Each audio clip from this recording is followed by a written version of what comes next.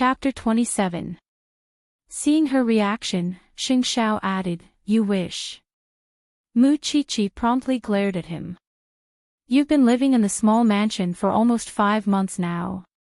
In these 5 months, you've changed so much. Don't you want to let those who abandoned you see how much you've changed?" Xing Xiao asked her, folding his arms. Mu Qiqi looked at him hopefully. "Of course I do. Isn't that it? On that day, your sister would definitely do everything in her power to show off and embarrass you. When the time comes, they would see with their own eyes how happy and comfortable Mu Qiqi is after leaving the Mu family. Aside from fearing that the Mu family would play tricks, the more important reason I've agreed is the latter. You're the little princess of the Xing family. How could the little princess of the Xing family lose out?" Mu Qiqi didn't know why, but whether it was a mountain of blades or a sea of fire, Xing Xiao's words made her yearn for it. In fact, she also wanted to know what kind of expression those people in her family would have when they saw her change. "Jing Yun will come tomorrow to arrange everything for you to attend the banquet, and I'll have him keep an eye out for gifts from the Mu family in the next 2 days. We'll snatch whatever they buy, and as long as it's for Mu Tongxue, I'll take it all for you." Mu Qiqi's heart warmed into an ocean at Xing Xiao's words. After all, Xing Xiao was the only one in this world who would snatch things for her. Mu Qiqi looked at him with teary eyes. "I'm suddenly looking forward to it. Go to sleep." Xing Xiao nudged her head. "You still have school tomorrow. What about you? Why do you care?" Mu Qiqi reluctantly entered the mansion's main gates as she stared at Xing Xiao's meaningful eyes. It was clearly cold outside, but, "Xiao Xiao, what is it?" Xing Xiao was not surprised by Mu Qiqi's shout at all. Instead, he turned to look at her and asked, "It's my 18th birthday. Although I really want the Mu family to see how much I've changed, I'd rather be with you. Of course, I know you're busy every day, but I really want to see you. If I go to the Mu family, I won't be able to celebrate your birthday with you. But it doesn't matter. The next day is Christmas. Can you spend Christmas with me? There's a company event on Christmas." After all, they were a diamond family. How could Huang Yao miss such a big holiday like Christmas? "Oh, then I'll go in and sleep." Mu Qiqi was very disappointed. She turned around and closed the door, not letting Xing Xiao see her sadness. Was she being too whimsical? Why did he have to daydream like this? Xing Xiao was already good enough to her. She couldn't be so ungrateful. Xing Xiao watched as Mu Qiqi left in a hurry. In fact, he could already see the anticipation in her eyes. For girls, birthdays, Christmas, or any other festival was a good opportunity to get close to the person they liked. Xing Xiao did not say much, and simply gave Jing Yun a call on the way home. "Keep an eye on the Mu family's movements over the next few days, and help me snatch a few things." Mu Tongxue certainly wanted to shine on the night of her coming of age and gain everyone's envious gazes. She especially wanted to humiliate Mu Qiqi. Since young, Mu Qiqi would always get beaten up on their birthdays for causing trouble on that day. She could receive gifts from her friends and family, but Mu Qiqi could only receive criticism and education. This time, Mu Qiqi would not have a better ending. After all, she was no longer a member of the Mu family, and her parents would not spend any effort on her. That was why a battle gown was a must. That was why Mu Tongxue begged Mama Mu to buy her a gown. The salesperson at the luxury store was very happy because Mu Tongxue had taken a fancy to their high-class gown of the season, a pure white lace mid-length gown. "You like this?" Mama Mu saw that Mu Tongxue looked very beautiful in it, and promptly decided to buy it for her daughter. Mu Tongxue nodded. It was the gown she was most satisfied with so far. However, when Mama Mu went to the counter with her handbag to pay for the gown, she heard the store manager say apologetically, I'm sorry, madam. The gown your daughter tried on just now had already been bought by someone else. We made a mistake and didn't take it off. You don't have anything else? I'm sorry. That's the only one in the world. All our gowns are unique. The store manager explained. Why don't you try something else? Forget it. Mama Mu turned and walked to Mu Tongxue, telling her what the store manager said. Don't be angry, dear.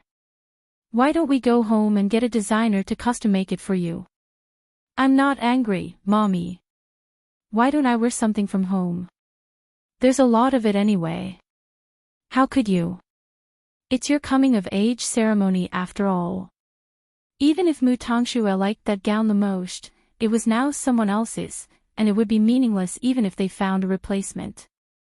However, the mother and daughter had no idea that the person who took the dress was actually someone who paid them double the price. So, the store manager was naturally willing to cooperate and find an excuse to say the dress had already been sold. When Mu Qiqi returned home that night, she found a white box on her desk, with a bow tied over it. Mu Qiqi reached out to open the box, and found a white gown lying inside. Su Zipei came into Mu Qiqi's room then, and smiled when she saw her take out the gown. I heard that Assistant Jing snatched it from my sister's hands. It was supposed to be a gift for Mu Tongxue. Mu Tongxue would be so angry if you wore that gown to the Mu family that day. You don't have to compare. You two sisters have similar figures, and Mu Tongxue has already tried it on for you. Xiao Xiao didn't lie. Mu Qiqi muttered quietly. He really snatched something from Mu Tongxue. What did you say? Nothing. I'm just saying that the gown is beautiful, Mu Qiqi replied. Don't worry, Aunt Zipei. We'll enjoy Mu Tongxue's expression that day.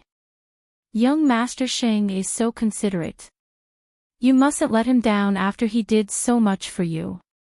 You must hold your head high when you enter the Mu family.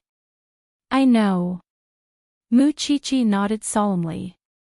I think I've fallen in love with the feeling of being able to cause trouble for Mu Tongxue. Chapter 28. Nonsense. Even if my Mu Qiqi turns bad, she wouldn't be as bad as your sister. My Mu Qiqi wouldn't hurt others on her own. Su Zipei was confident in Mu Qiqi on that. And, Mu Qiqi, you shouldn't have the heart to harm others, but you should always be vigilant. Young Master Xing can't bear to see you being bullied, and he is your greatest source of confidence. Before, Su Zipei had thought that Mu Qiqi would never really change her fate by following Xing Xiao, and would at most have a place to stay. However, after 5 months together, Su Zipei realized that Xing Xiao's demonic nature was nothing like what the rumors said. His character was like that, uninhibited and free, and he often had a sharp tongue. Even so, he would never say a word to Mu Qiqi. He really did it, and Mu Qiqi would have everything he had. That alone was enough for Su Zipei to be completely loyal to Xing Xiao. Even if it wasn't for Mu Qiqi, she would go through fire and water for Xing Xiao. On the day before her birthday, the results of the national math competition were out. Mu Qiqi had won first place in the high school category with full marks. It was inconceivable that a girl could learn math so well. It also dispelled the rumors that Mu Qiqi's results were plagiarized once more, and the students of Eton were now convinced of Mu Qiqi's results.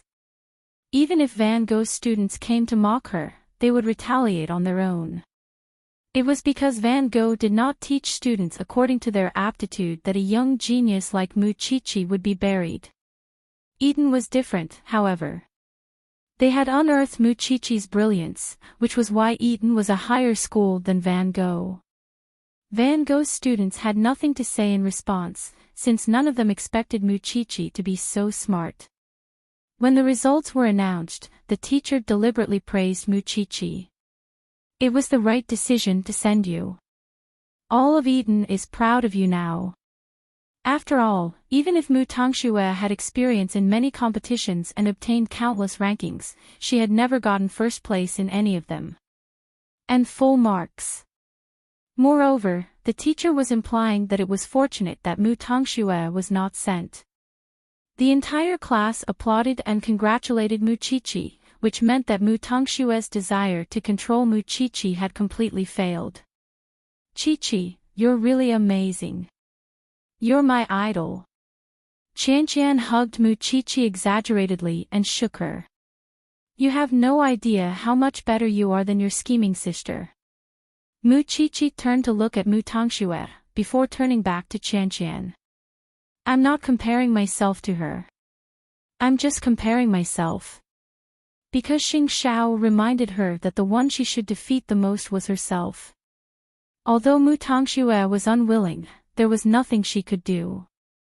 After leaving the Mu family, Mu Qiqi seemed to have changed into a different person. She was no longer the cowardly Mu Qiqi she used to be. This time, she was lucky, but next time, she might not be so lucky. Anyway, there was still time. At that thought, Mu Tangxue moved from her seat to Mu Qiqi and congratulated her. You're amazing, sister. I'm proud of you. Thank you, Mu Qiqi replied to Mu Tangxue. Tomorrow is our birthday party. You have to go home early. Mom and Dad miss you. I can only say that I will be there. Mu Qiqi answered seriously. All right, we'll be waiting for you and Nancy Pei. It was only after Mu Tangxue left that Qianqian asked Mu Qiqi, why do I have the feeling that she's not that kind? Do you think she would bully me now? Mu Qiqi narrowed her eyes at Qianqian. Of course. We're going to the Mu family tomorrow. After all, everyone knew that Mu Qiqi was not on good terms with the Mu family. What would happen if the Mu family ignored Mu Qiqi? Mu Qiqi herself was not worried about that, because she did not really need her parents' love. On the night of the 23rd, Mu Qiqi stared blankly at the little white gift placed on the table. Xing Xiao had snatched it from Mu Tangxue, and she would certainly wear it. Still, she minded it because she had to deal with the Mu family and could not see Xing Xiao on her birthday. She knew that Xing Xiao would be very busy with Huang Yao's nationwide event. Still, it was a little secret she kept in her heart.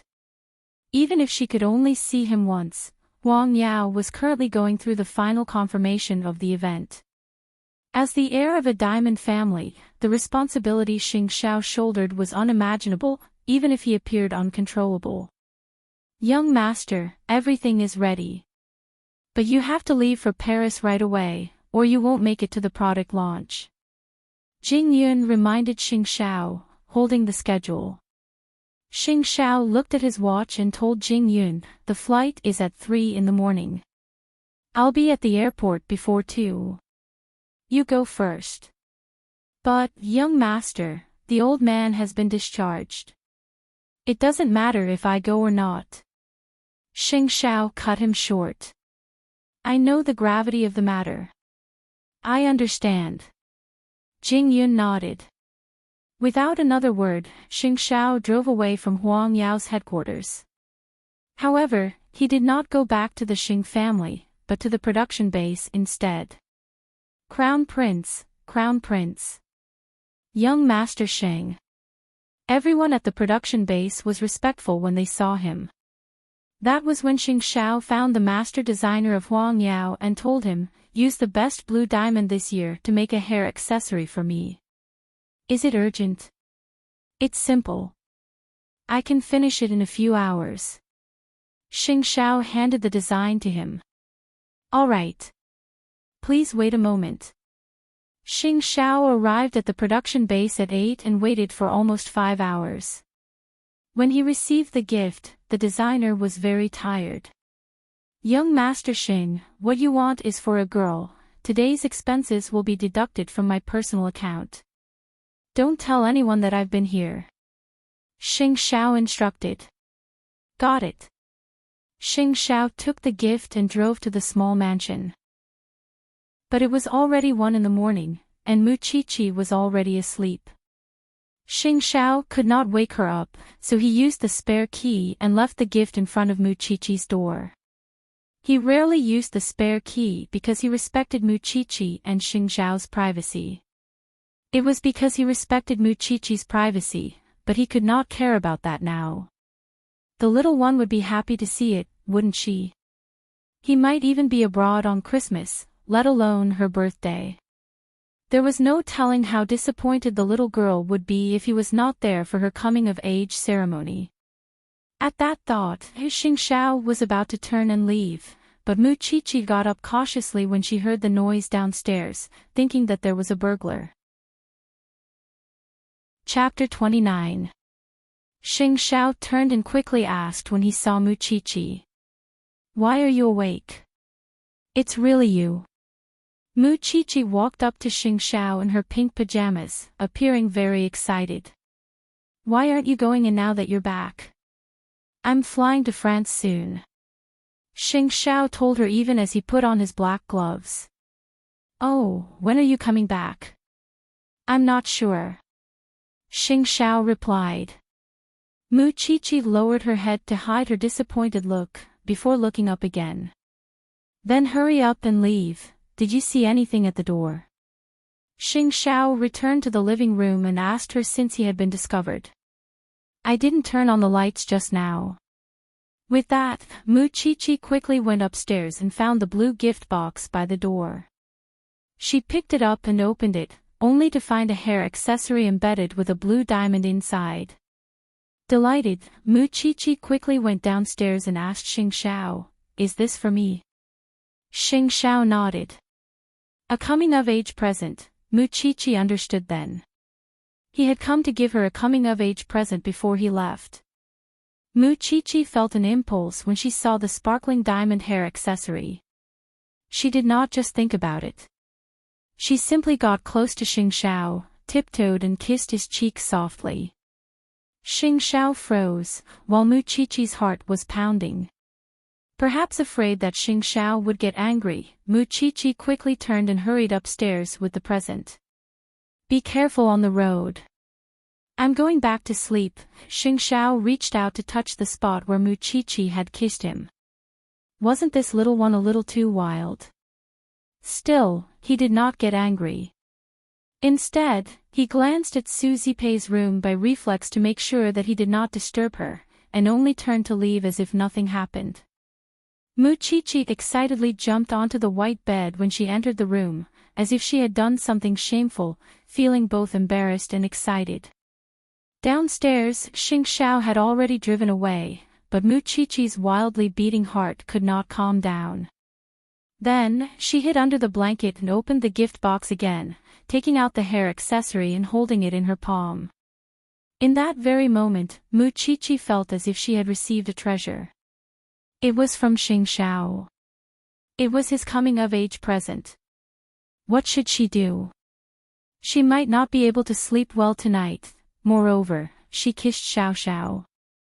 Although she felt that she had done something wrong, she could not control herself. It was past midnight. She was 18 years old. She was an adult now. Could she like someone else now? In fact, it wasn't just Muchichi, even Xing Xiao was reminiscing the kiss on his cheek on the way to the airport. It was not like an adult's kiss at all. It was filled with desire. Muchichi's kiss was unbelievably gentle. Of course, it was also unbelievably intimate. As for him, instead of stopping them, they fell into the trap.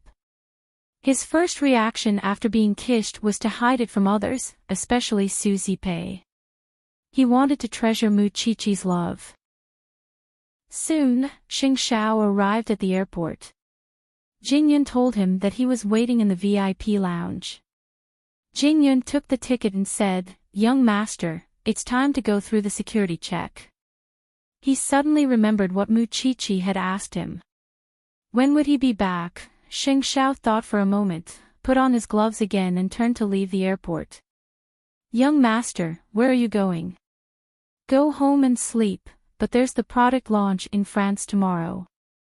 The old man is already there. It's not that important whether I go or not. Moreover, I've been busy for so long. I want to give myself a break. Jing Yun was taken aback. But he was used to it. Xing Xiao's temperament was unpredictable. No one could force him to do something he didn't want to do. With that, Xing Xiao left the airport. Although Jing Yun was helpless, he was not surprised. He gave Papa Xing a call and reported the situation. Papa Xing snorted coldly on the other end. I knew he was like this. It's fine if he doesn't come. Jing Yun, prepare well. Yes, master. Jing Yun replied. Mu Qiqi did not know that Xing Xiao did not leave Jianchuan. She went to school the next morning, but Su Zipei asked her during breakfast, did you hear anything in the middle of the night? Mu Qiqi's heart skipped a beat. But she still answered calmly, Aunt, did you hear it wrong? Forget it. Why would I ask you? It's your birthday today. I've made something delicious for you. Bring it to school later. Thank you, Aunt Zipei. Afraid that Su Zipei would question her about last night, Mu Qiqi quickly left after breakfast. After all, she realized that she must not let anyone know that she liked Xing Xiao. Otherwise, her aunt would be the first to disagree. She was only 18 while Xing Xiao was 26. Moreover, they were practically adopted. In Su Zipei's heart, Xing Xiao was Mu Qiqi's older brother. There was nothing else. How could she know that Mu Qiqi had so many thoughts about Xing Xiao? Mu Qiqi reminded herself that even if she really liked Xing Xiao, she must hide it carefully for him and for herself. Otherwise, she could foresee that she and her aunt would not be able to stay in the Xing family if this matter was exposed. She must keep her diary even more carefully. When she reached school, Mu Tongxue was already telling her classmates about the time for the party. Of course, she would remind Mu Qiqi as well. Sister, we'll be at home at 6:30. See you there. Aunt Zipei is coming too, Mu Qiqi snorted coldly at Mu Tongxue. She might not be able to enjoy her glory tonight if she was so smug now. When Mu Qiqi returned home after school, she found that Su Zipei was completely unprepared. Aren't you coming, Aunt Zipei? Mu Qiqi asked her in confusion. I have other things to do, so I won't be going. Moreover, I'll only embarrass you if I go. You can just go. Su Zipei smiled. I'll make you a cake at home and wait for you to come home to celebrate. But, I believe in you. You can handle it now. You are an adult now. No one can force you to do anything you don't want to do. Su Zipei handed the gown to Mu Qiqi. Put it on. I'll help you dress up. Mu Qiqi nodded. Mu Qiqi simply did not expect that Su Zipei was preparing a surprise for her. Since it was a coming-of-age ceremony, she certainly could not simply miss it. As her aunt, she had no other ability but to try her best to make her niece happy. Mu Qiqi nodded and did not force Su Zipei. She simply took the dress to her room and put it on. Now, she was the young lady of the Xing family and not the Mu family. Chapter 30. The Mu family had decorated the mansion lavishly so that Mu Tongxue could entertain her classmates in style. The decorations were all exquisite and expensive, and it looked like a pink princess's castle. Mu Tongxue's dress for the evening was a pale pink one-shoulder gown, making her look noble and imposing like a princess from a medieval fairy tale.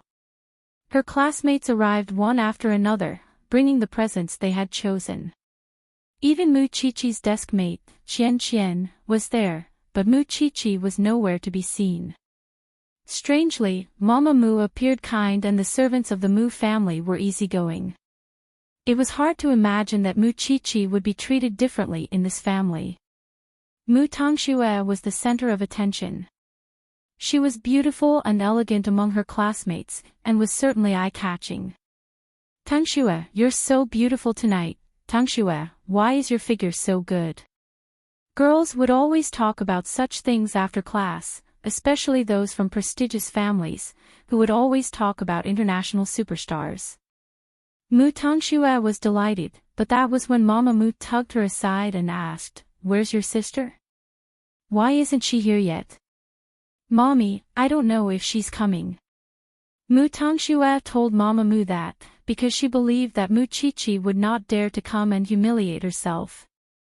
After all, was there any place for her in the Mu family now? It's already so late. Why is she still the same as before when she's gone somewhere else? She doesn't seem to have any manners at all.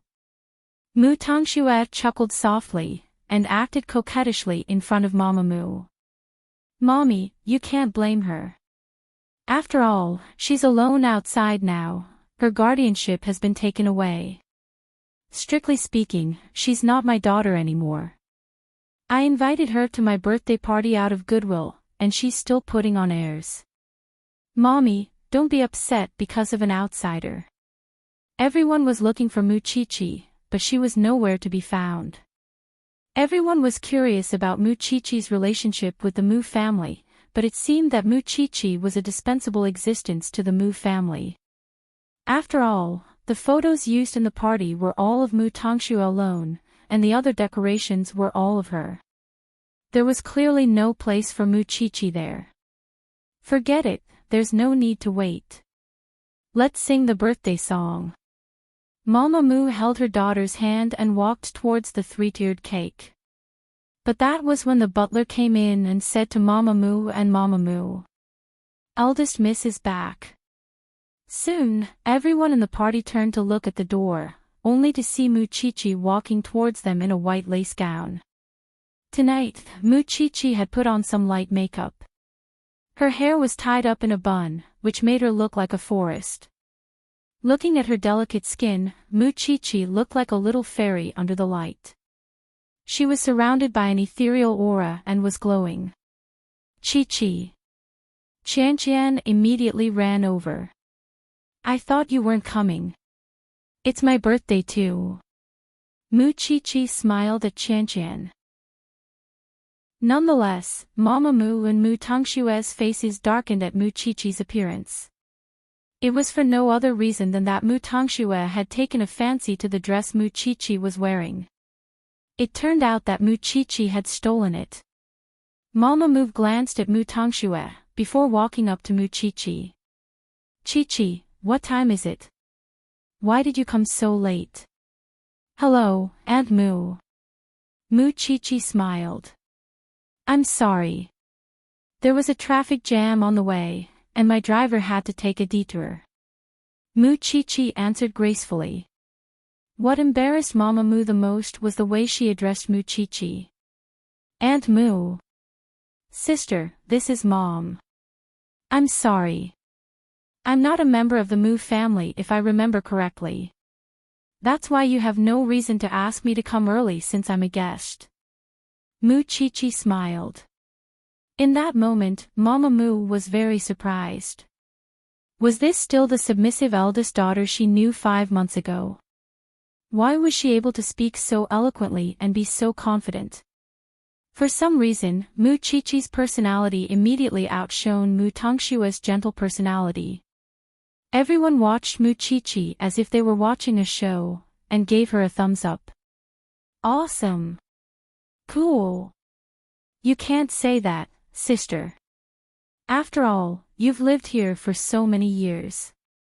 I don't need you to remind me of the humiliation." With that, Mu Qiqi moved closer to Mu Tangxue and said, "Or I'll steal your life like I stole this dress." Mu Tangxue's face fell. "I didn't think that's all you've learned in a few months." Mama Mu pretended to be angry at Mu Qiqi.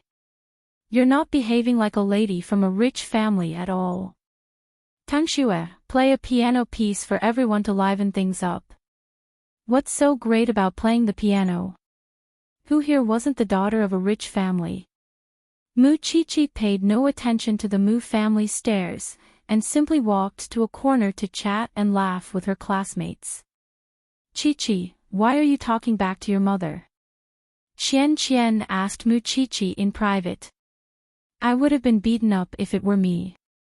Because I'm not a member of the Mu family anymore. They're clearly here to humiliate me. Do I have to be polite? Sigh. It's so weird, you two sisters. Qian scratched her head, unable to understand why Mama Mu would look at Mu Qiqi so differently. Of course, the banquet became even more exciting with Mu Qiqi's arrival. Mu Tongxue had been racking her brains to think of ways to suppress Mu Qiqi in front of her classmates. And Mu Qiqi was now full of personality and completely uncontrollable.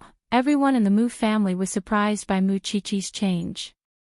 Where had the cowardly, timid, and obedient Mu Qiqi gone? Why didn't anyone recognize the Mu Qiqi now? Mama Mu was not convinced by Mu Qiqi's change either, because her feelings towards her daughter were very complicated. She had given birth to her but caused her endless trouble, and she felt relieved when she sent her away. Still, she sometimes felt sorry for her. But now, she was more curious about why Mu Qiqi could live a more confident life after leaving the Mu family. Could it be that she really did not know how to teach her daughter? To suppress Mu Qiqi's arrogance, Mama Mu took out the present she had prepared for Mu Tongxue. Baby, it's your coming-of-age ceremony. This is the present Mommy prepared for you. Mu Tongxue took the present and opened it in front of everyone, only to find an exquisite pink diamond ring lying inside. Thanks, Mommy. I like it. Chapter 31. That was when Mama Mu walked up to Mu Qiqi with another box. It's your birthday too, she told her. I've prepared this for you. She could tell from the decorations that it was a completely different gift from Mu Tongxue's. What? Using all sorts of tricks to humiliate her, the daughter who had been abandoned. Mu Qiqi sneered inwardly and joked, why is this different from Mu Tongxue's box? You're both my daughters, Qiqi. Why would Mommy prepare a different gift for you? And who's picky about gifts? It's not polite, Mama Mu replied. Mama Mu answered. Stay with me, and we'll bring you back when your father's anger subsides. Take it, Qiqi. Qian urged. Sis, it's Mommy's goodwill. She wants you to come home. Mu Tongxue came to Mu Qiqi as well, wanting Mu Qiqi to take it. Mu Qiqi reached out and took the gift box from Mama Mu, but dropped it on the floor because she did not hold it properly. You child, you can't even hold something properly. Mama Mu crouched down angrily and picked up the gift she had prepared, but Mu Qiqi did not take it. Since the heavens don't want me to accept this gift, I'll listen to them. Thank you, Auntie Mu, but I don't think I need it. With those words, Mu Qiqi took out a blue diamond hair accessory and put it on her head. Because I already have the best gift. Wow, it's beautiful. Qian exclaimed. Qiqi, it's a dark blue diamond. Do you know how rare dark blue diamonds are? Mama Mu froze where she was, and quickly put the gift box away when she saw the hair accessory on Mu Qiqi's head. After all, it was certainly not a diamond ring as everyone thought. She would only embarrass herself and appear poor if she took it out again. She did not expect that someone would give Mu Qiqi such a precious gift. A dark blue diamond. Everyone crowded around Mu Qiqi to admire the hair accessory. The shape of the starlight definitely suited Mu Qiqi. Mommy.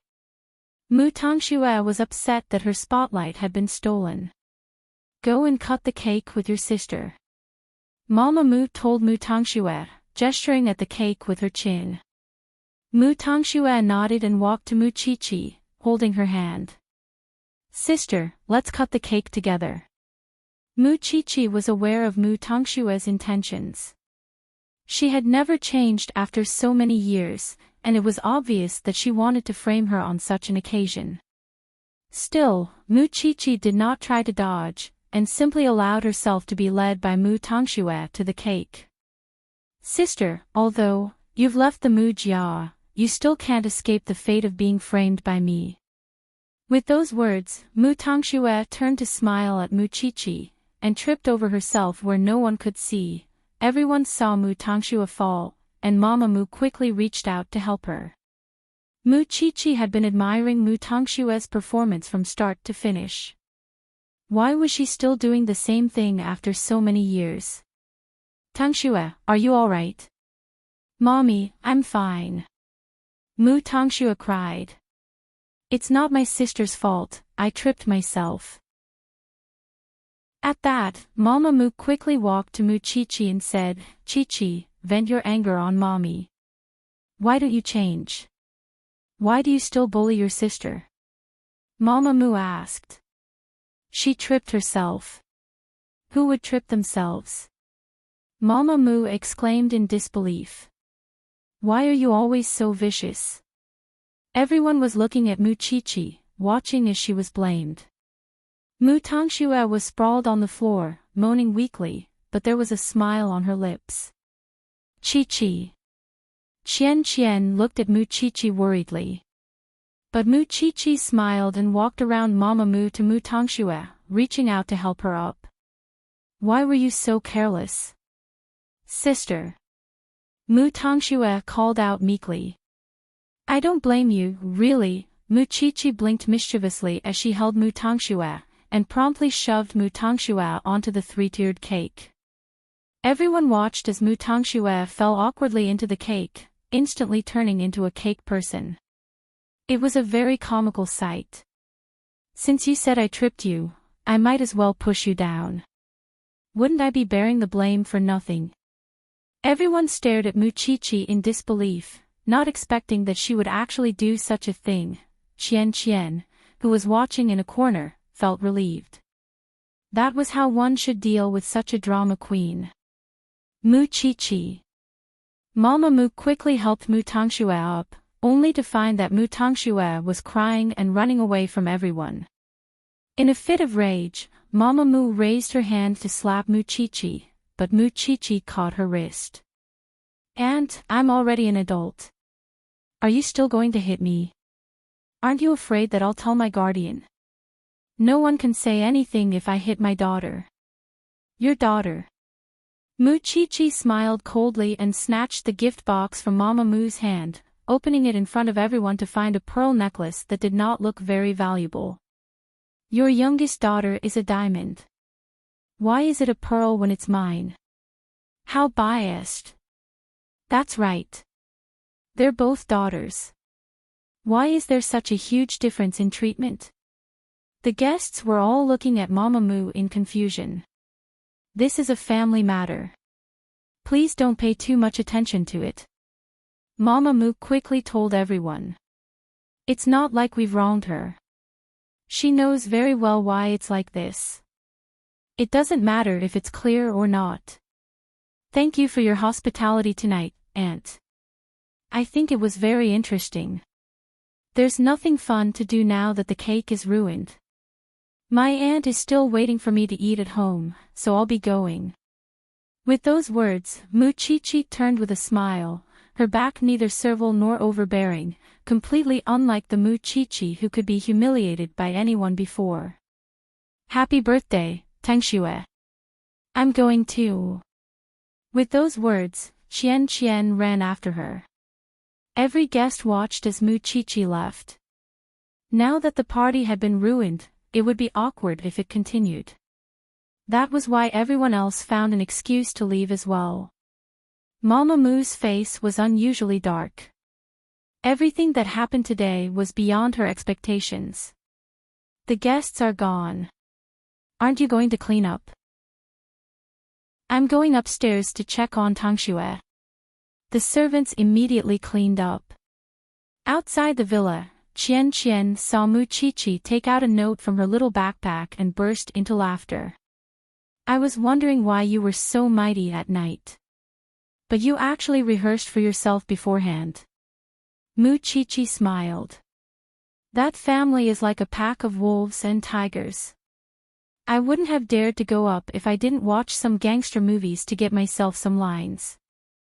Mu Chi replied. You're awesome.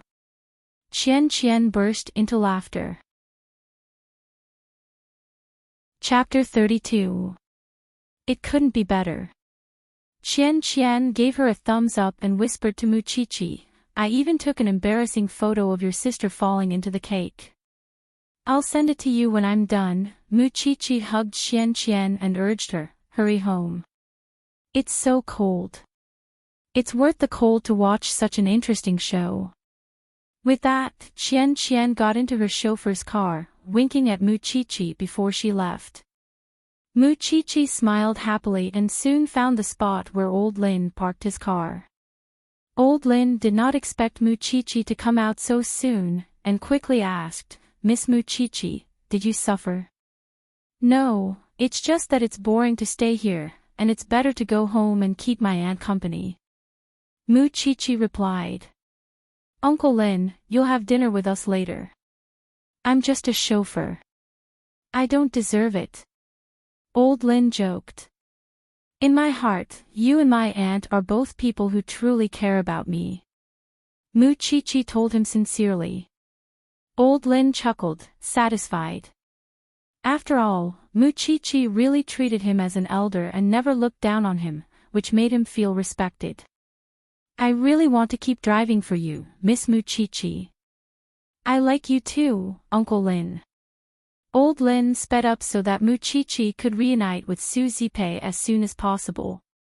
Still, Su Zipei thought that Mu Chi had been wronged when she saw her return so soon, and quickly asked, Did the Mu family know, Aunt Zipei? I just missed you. Mu Chi said coquettishly. It's good that you weren't bullied. I thought. Su Zipei lowered her guard and led Mu Chi to sit in front of the cake. You're an adult from today onwards. You're 18, and no one can order you to do anything you don't want to. I've never been well off, and I don't have anything to give you, so I bought you a bracelet. With those words, Su Zipei took out the gift she had prepared for Mu Chi. It's nothing expensive, but I've tried my best. Mu Chi took the box from Su Zipei and her eyes turned red. This is the best gift I've ever received. Surprisingly, this bracelet had a starry sky theme. It was made up of a few irregular blue stones, and it matched her hair accessories very well. So what if I don't have parents? Mu Chi thought that she had Uncle Lin, her aunt, and Xiao. That was enough. Mu Chi put on the bracelet and made a wish in front of the cake. Then, she sang the birthday song with Su Zipei and Uncle Lin. She felt very warm on this coming-of-age night. On the other hand, Mu Tangxue had to clean herself up in the bathroom for about 2 hours after she fell on the cake before she was completely clean. Mu Tangxue burst into tears in her room at the thought of how humiliated she was. Helpless, Mama Mu hugged her daughter and coaxed her, don't cry, Mommy, I've never been so embarrassed. This time, Mu Tangxue was really sad. Every time she remembered that all the guests in the living room had seen her fall, she felt so ashamed that she wanted to crawl into a hole. She had never thought that Mu Chi would treat her like that. She had actually pushed her into a cake in public. Your sister is to blame for this. I really don't know who taught her how to behave after she went out. What a disgrace. Mama Mu said angrily. I'm going to tell your father about this. Mommy, I'm so sad that my sister treated me like this. Alright, Your father would definitely uphold justice for you. Uphold justice? How would he do that? Was he supposed to drag Mu Chi out of Eton and beat her up? They were both daughters, and Mu Chi was certainly not afraid of the Mu family's vengeance if she could do that.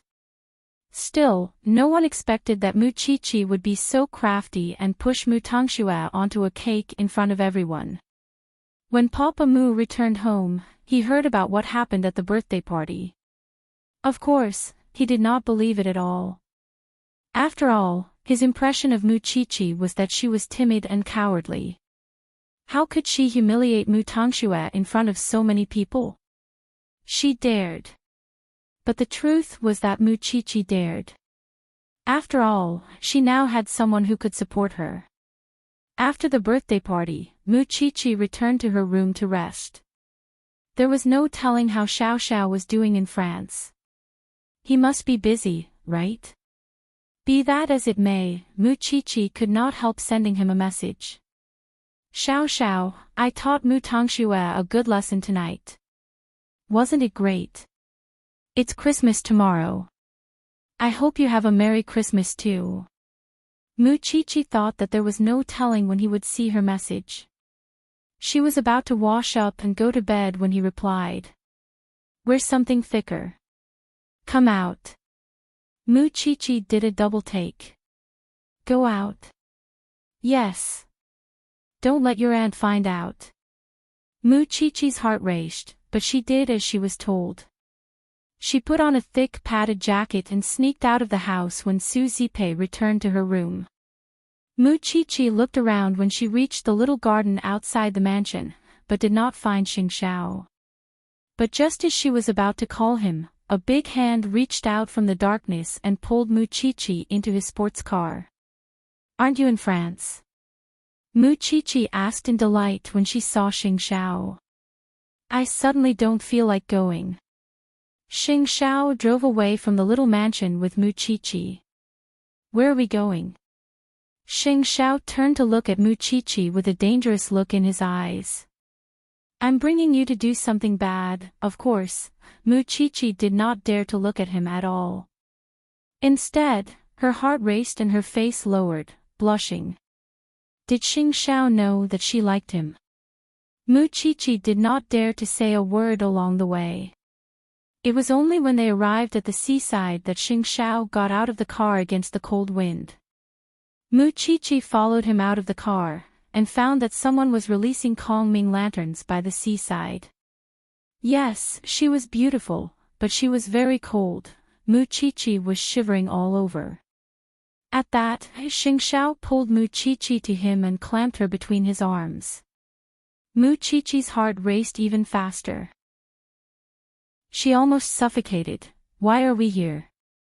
Mu Qiqi asked, looking up. Xiao Xiao, I'm cold, helpless. Xing Xiao brought Mu Qiqi back to the car and opened the sunroof.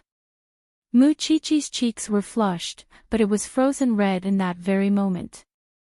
Xing Xiao pinched her cheek, and Mu Qiqi held his hand in pain. Both Xing Xiao and Mu Qiqi froze at the gesture. Chapter 33. Xing Xiao did not look at Mu Qiqi's eyes, but wrapped his warm palm around her small one.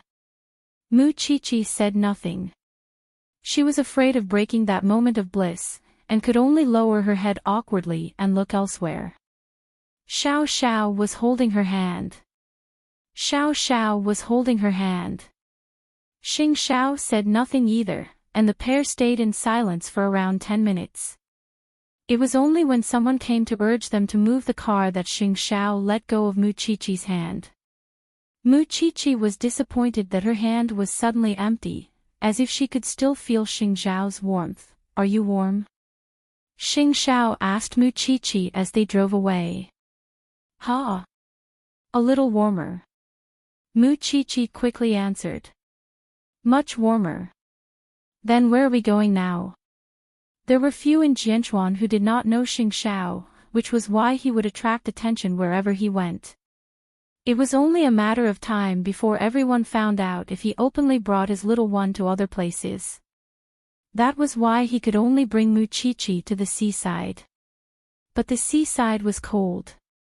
Seeing Mu Qiqi's cheeks reddening from the cold, Xing Xiao could only bring her back. However, his actions left Mu Qiqi very confused.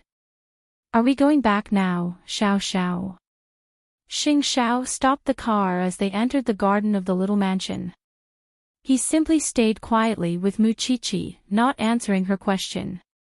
That left Mu Qiqi feeling that Xing Xiao was acting very strange tonight. What's wrong, Xiao Xiao? Who was Xing Xiao? the great crown prince of Huangyao who often killed without a trace in the business world. Even so, he was at a loss when it came to the little girl. His emotions were very complicated when he faced Muchichi. He wanted to take the little one for himself at all costs, but he was afraid of burdening her. He did not care, and he would fight or kneel if he wanted to. But Muchichi's life was as if she was walking on thin ice every day. She had just turned 18 and had yet to understand the Mu family. If she joined the Xing family's opposition, Muchichi's life would never have a day of peace. That was why he restrained himself. For 26 years, Xing Xiao did not know what restraint was. But now, he admitted defeat, as if he suddenly had a weakness in Muchichi. Muchichi was a little scared when she saw the gloomy look on his face.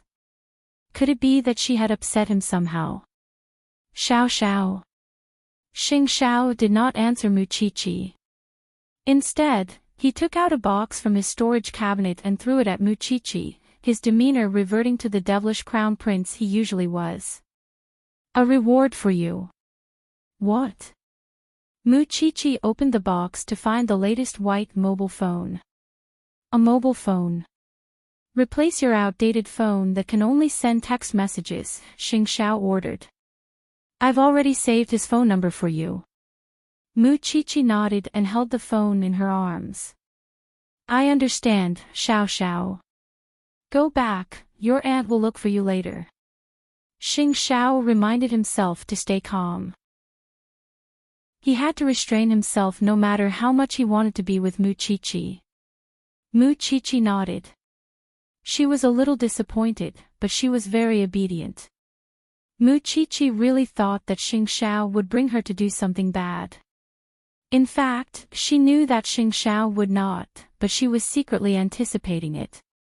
Then, Muchichi turned and opened the car door, but that was when she turned and asked Xing Xiao, Xiao Xiao, it's a little pretentious for me to say this, but I still have to say it. You're the reason why I'm a new me. Thank you for giving me a second life. You're so long-winded. Xing Xiao said impatiently. Muchichi smiled, and went with the flow to lean on Xing Xiao's shoulder tentatively. Xing Xiao tried to push her head away by reflex, but did not push her too far. Satisfied, Muchichi paused for a long time before saying, Good night, Xiao Xiao. Okay. Xing Xiao grunted coldly, and drove away after putting Muchichi down. Did Muchichi know that this was an interaction only between lovers would have? Muchichi knew nothing and had never been in a relationship. All she wanted was to get closer to Xing Xiao, just a little. She was really satisfied with this coming-of-age night. Watching as Xing Xiao's car drove away, Muchichi tiptoed back to her room and wrote down everything that happened that night in her diary. Of course, for safety reasons, Muchichi did not write anyone else's name in her diary, and always used he or she. Muchichi simply lay on her bed when she remembered that Xing Xiao had held her hand that night, kicking her legs in joy. Her feelings for Xing Xiao seemed to have taken root through one incident after another. That is, she must not let her aunt find out. Otherwise, she was afraid that she would never be able to keep liking Xing Xiao. When he got home, Xing Xiao desperately splashed cold water over his head, because he realized that he was not the usual wanton Xing Xiao. Why was that? Why would he have such strange feelings for a little girl? He was used to seeing beauties of all shapes and sizes, and it was not as if he had never had physical contact. But why was it that holding the little one's hand would make him so excited? Was that what he meant by liking her? Even so, the little one was still so small. To calm himself, Xing Xiao stood under the shower head and drenched himself with cold water. Perhaps he really wanted to understand what kind of feelings he had for Muchichi. The next day, all of Jianchuan was shrouded in the Christmas spirit. Muchichi went to school as usual, but found that Mu Tongxue had asked for leave due to illness when she arrived. Everyone knew why Mu Tongxue had asked for leave when they remembered what happened at the Mu family last night. But could she hide forever even if she could? Was there a need to be secretive when she was already lost? Qian deliberately showed Muchichi the photo in her phone. I'm dying of laughter. Ha ha ha. Muchichi laughed as well. She did not expect that Mu Tangxue was quite photogenic. Still, their happiness did not last long before they were called into the teacher's office. Muchichi did not know why, until she saw Papa Mu in the office. Muchichi froze. This was the person she was most afraid of in the Mujia, and also the person she hated the most. After 5 months, they finally met. Chichi, your father seems to have something to tell you personally. Muchichi's palms were sweating. After all, Papa Mu had pressured her immensely. Even if she had Xingzhao's support now, she felt conflicted whenever she remembered how Papa Mu had punished her. I wonder what Uncle Mu wants from me. Chapter 34. Frame. Kindness. Although Muchichi was used to those words coming out of her father's mouth, she still found it rather embarrassing in front of her teacher. However, she was no longer a member of the Mu family. Even if she had that man's blood flowing in her veins, legally speaking, her custody was no longer in the hands of that man. Moreover, she had just become an adult yesterday. So, why should she be afraid? Why should she be afraid? At that thought, Muchichi looked up at Papa Mu. I'm sorry, Uncle Mu. Mu Tangxue tripped herself on purpose to frame me. That's why I pushed her. If you want to blame someone, you should blame your precious daughter, not me. Papa Mu could not hold back his anger at Muchichi's firm words. He was about to slap Muchichi, but the teacher stopped him. Parent, this is a school. Teacher, let him do it. There are cameras here anyway, and I'll let him see my lawyer. Muchichi said directly. Papa Mu stared at Muchichi in disbelief. He did not expect that she had become so crafty in just a few months. How did your sponsor teach you? Where's your sense of propriety?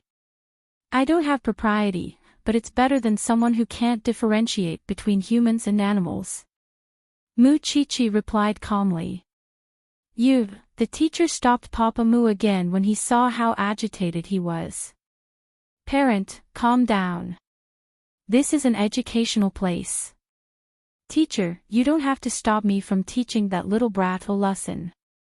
She was chased out of the Mu family because she killed her own grandmother, and I've only chased her out since we shouldn't wash our dirty linen in public. I didn't expect her to get worse, and even frame her own sister. The teacher looked at Muchichi in surprise when she was done. Muchichi, however, emphasized with a hint of helplessness.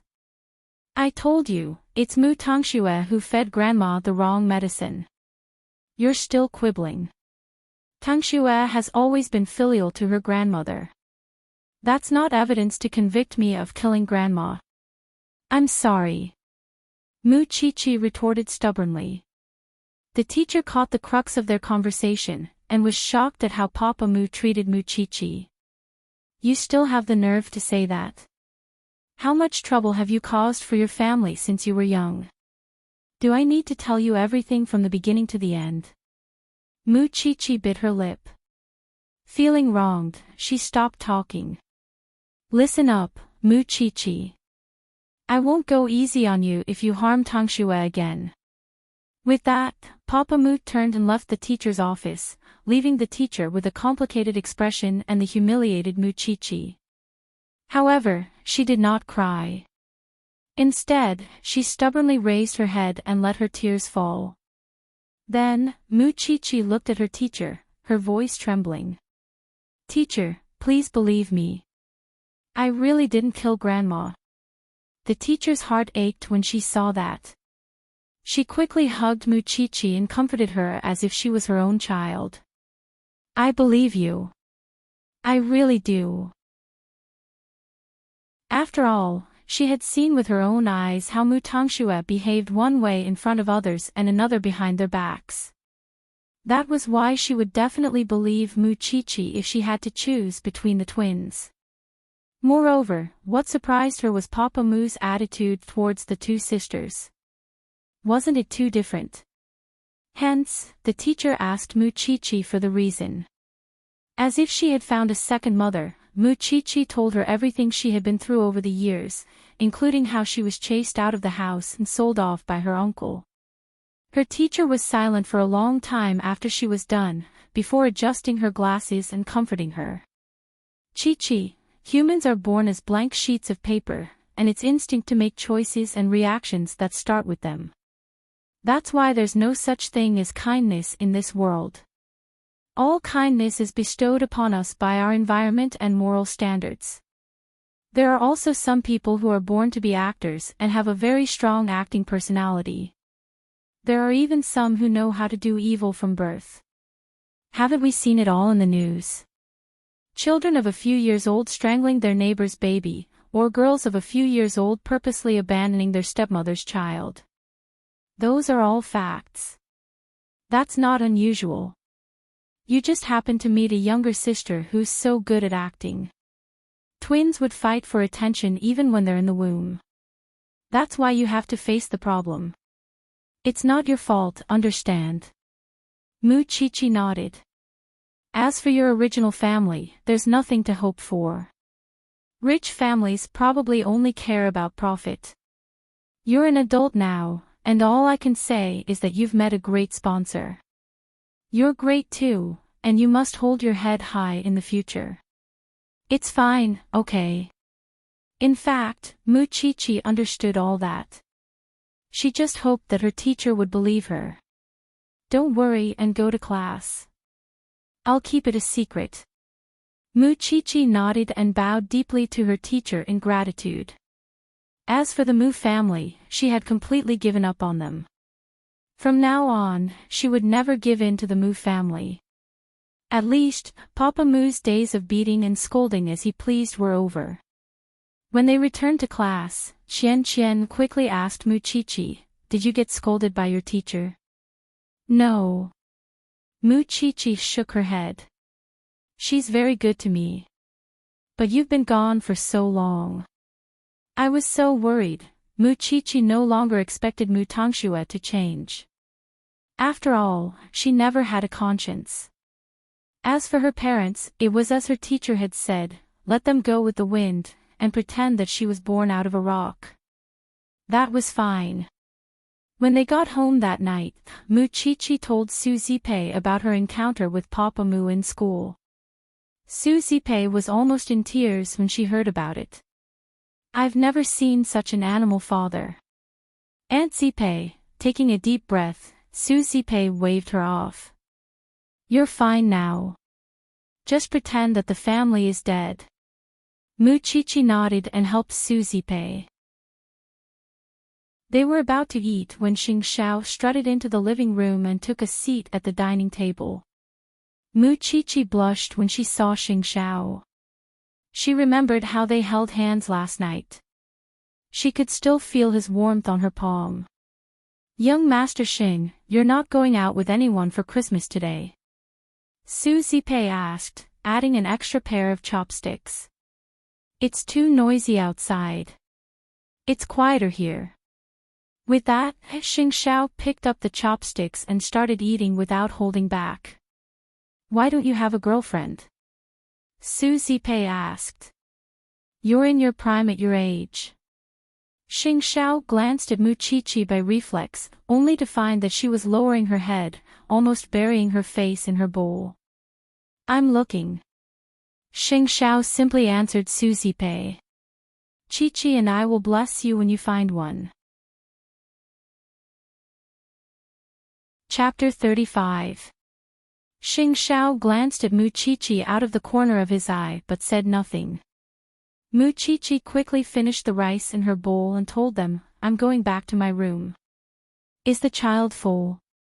Su Zipei did not sense the unusual atmosphere between them at all, and simply watched as Mu Chi-Chi hurried upstairs. She did not want Su Zipei to see her blush, afraid that her aunt would suspect her. Please don't mind her, young Master Xing. The child was wronged again in school today. Su Zipei explained to Xing Xiao. Wronged? Xing Xiao's eyes darkened at once. Su Zipei put down her bowl and chopsticks at the question, and told Xing Xiao about Mu Qiqi's humiliation by Papa Mu in school. That animal of a brother-in-law of mine told the teacher that Mu Qiqi killed Grandma. He only told the teacher today. Who could guarantee that he would announce it to the whole world to protect Mu Tangxue one day? Mu Qiqi could not take such a blow. What would others think of her? Is she called a murderer at such a young age? As a matter of fact, Mu Qiqi was hiding by the stairs on the second floor, secretly eavesdropping on their conversation. She felt aggrieved when she remembered Papa Mu's outrageous behavior in school today and his incessant questioning. Xing Xiao did not say anything about the matter, and only sent Mu Qiqi a message when Su Zipei cleared the dishes. Meet at the same place later. Wear thick clothes. Mu Qiqi wiped away her tears when she read the message, and quickly returned to her room to change into warm clothes. What if Xing Xiao brought her to the beach again?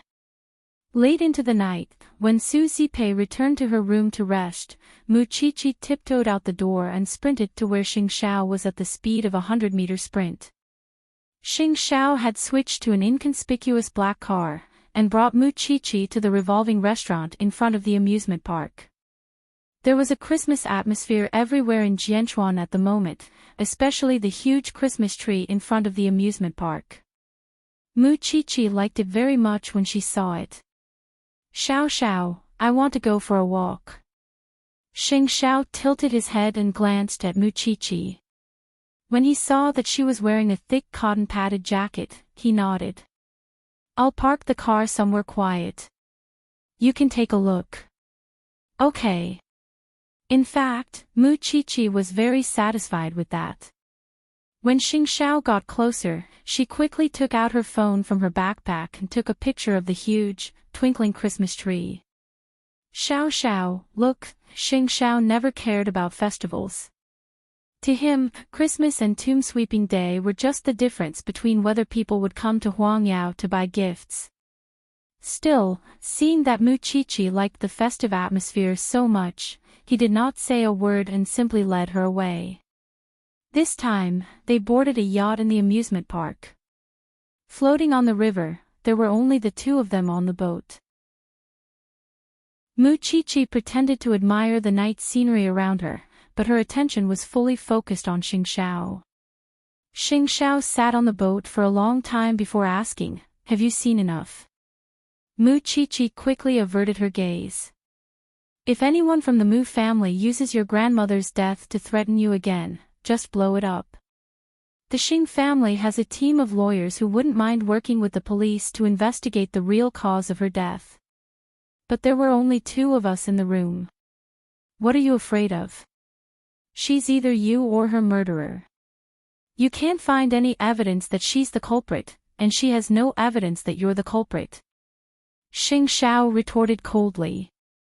Your sister pretending to be a White Lotus might work on your family, but not on others. If something like this happens again and you're wronged, fight back. What's there to endure? Mu Qiqi said nothing, and could only nod frantically. Remember that your own happiness is the most important. Some people don't deserve your consideration. Mu Qiqi sat across from Xing Xiao on the windy river, listening to his lecture. After all, she knew that there weren't many people in this world who truly wanted her to be happy, and Xing Xiao was one of them.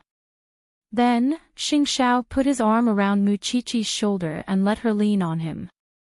It appeared to be a gesture to protect her from falling into the river, but for Mu Qiqi, any chance to be near Xing Xiao made her extraordinarily happy.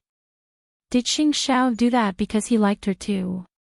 Of course, Mu Qiqi didn't dare to ask, but she was already pleasantly surprised, and because of Xing Xiao's love, Mu Qiqi became bolder and bolder.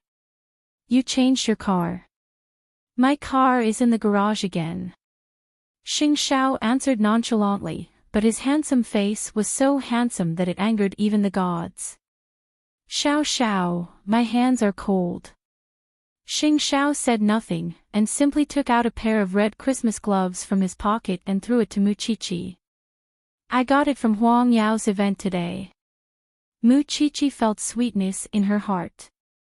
She felt that Xing Xiao was giving her more and more things, while she hadn't given him anything yet. She couldn't afford anything expensive. Xiao Xiao, I haven't prepared a Christmas present for you. Xing Xiao sneered at that. I can even afford you. What do you think I lack? That's different. Muchichi thought to herself that she would definitely give Xing Xiao a proper present. The time on the cruise seemed long, but it was actually very short. After all, Xing Xiao couldn't let Muchichi stay outside for too long.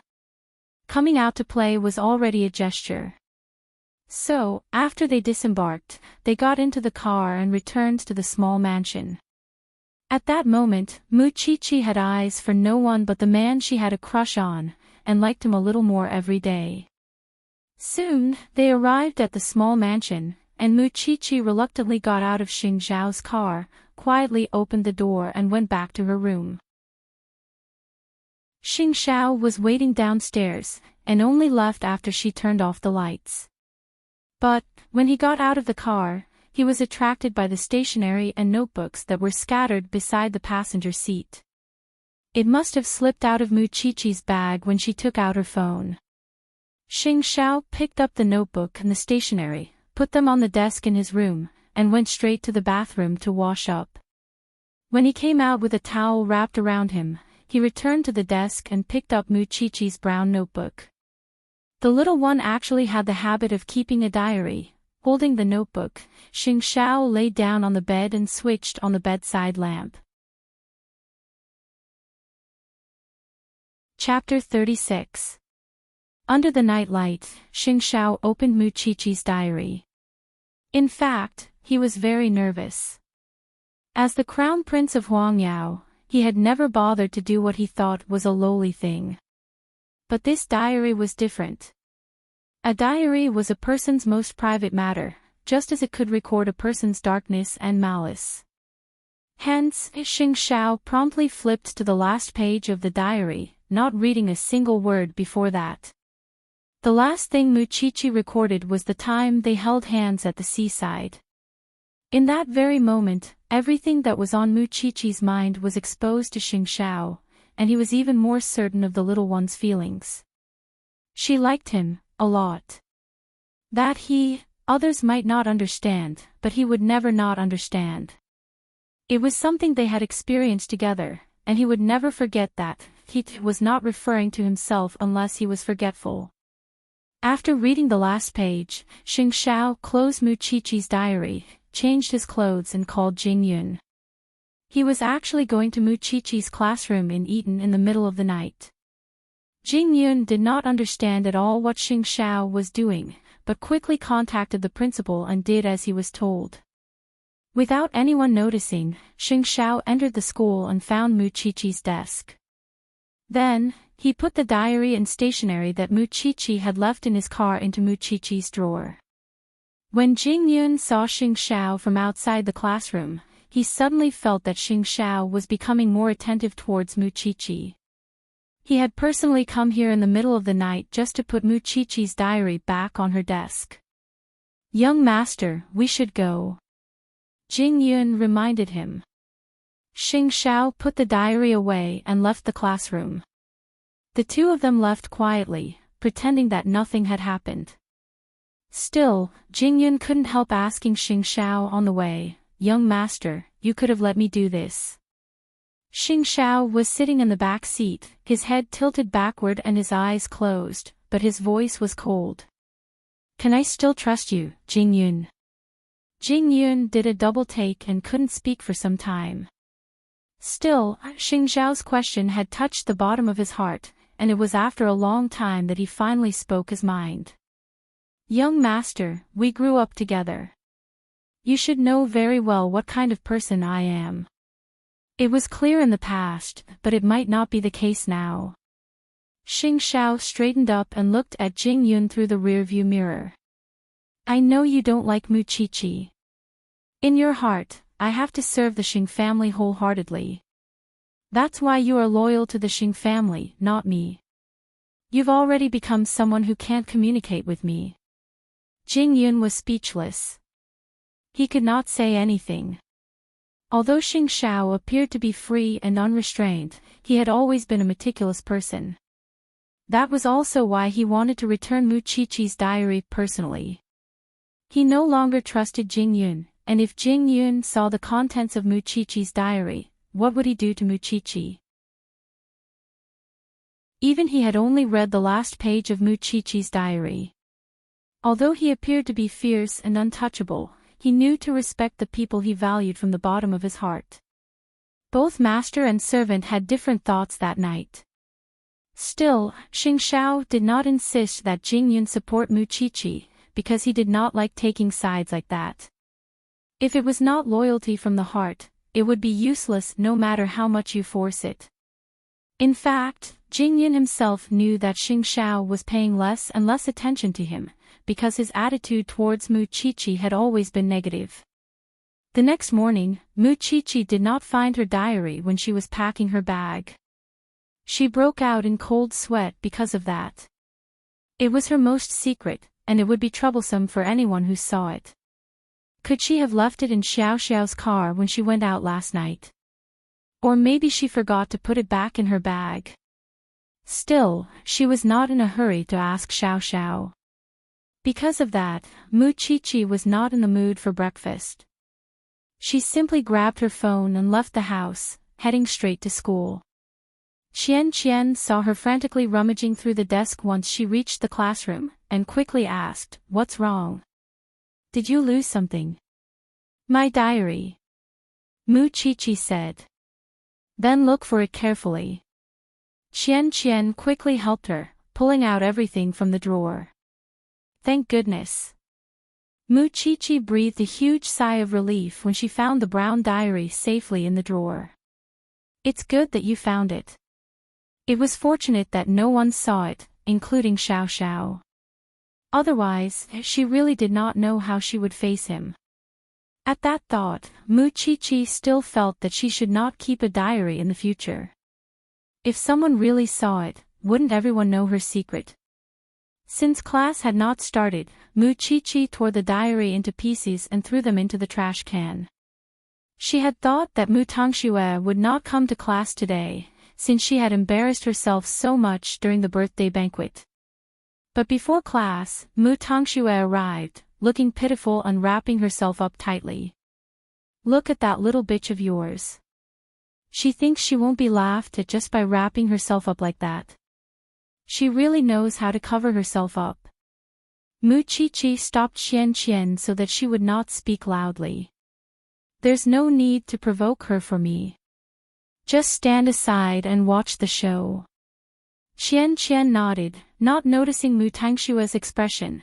Because Mu Tangxue was sick, she had been lying in class all day, looking sickly, and did not even go to PE class. Mu Qiqi was not interested in bullying Mu Tangxue. Still, Mu Qiqi had the feeling that Mu Tangxue would not let go of the birthday banquet so easily.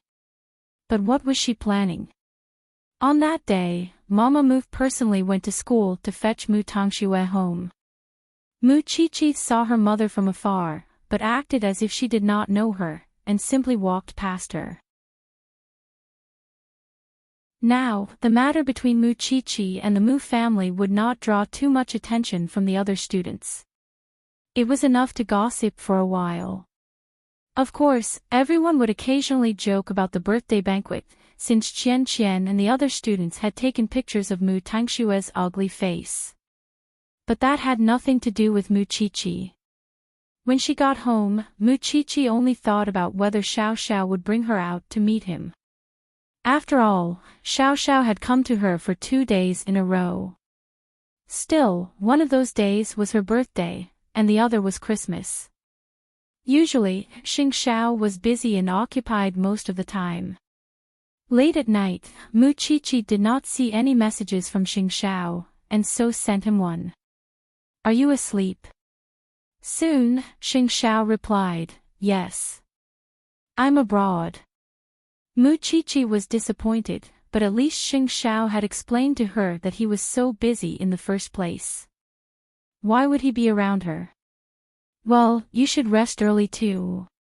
With that, Mu Qiqi leaped onto her big bed, wearing the Christmas gloves Xing Xiao had given her, and fell asleep in no time at all.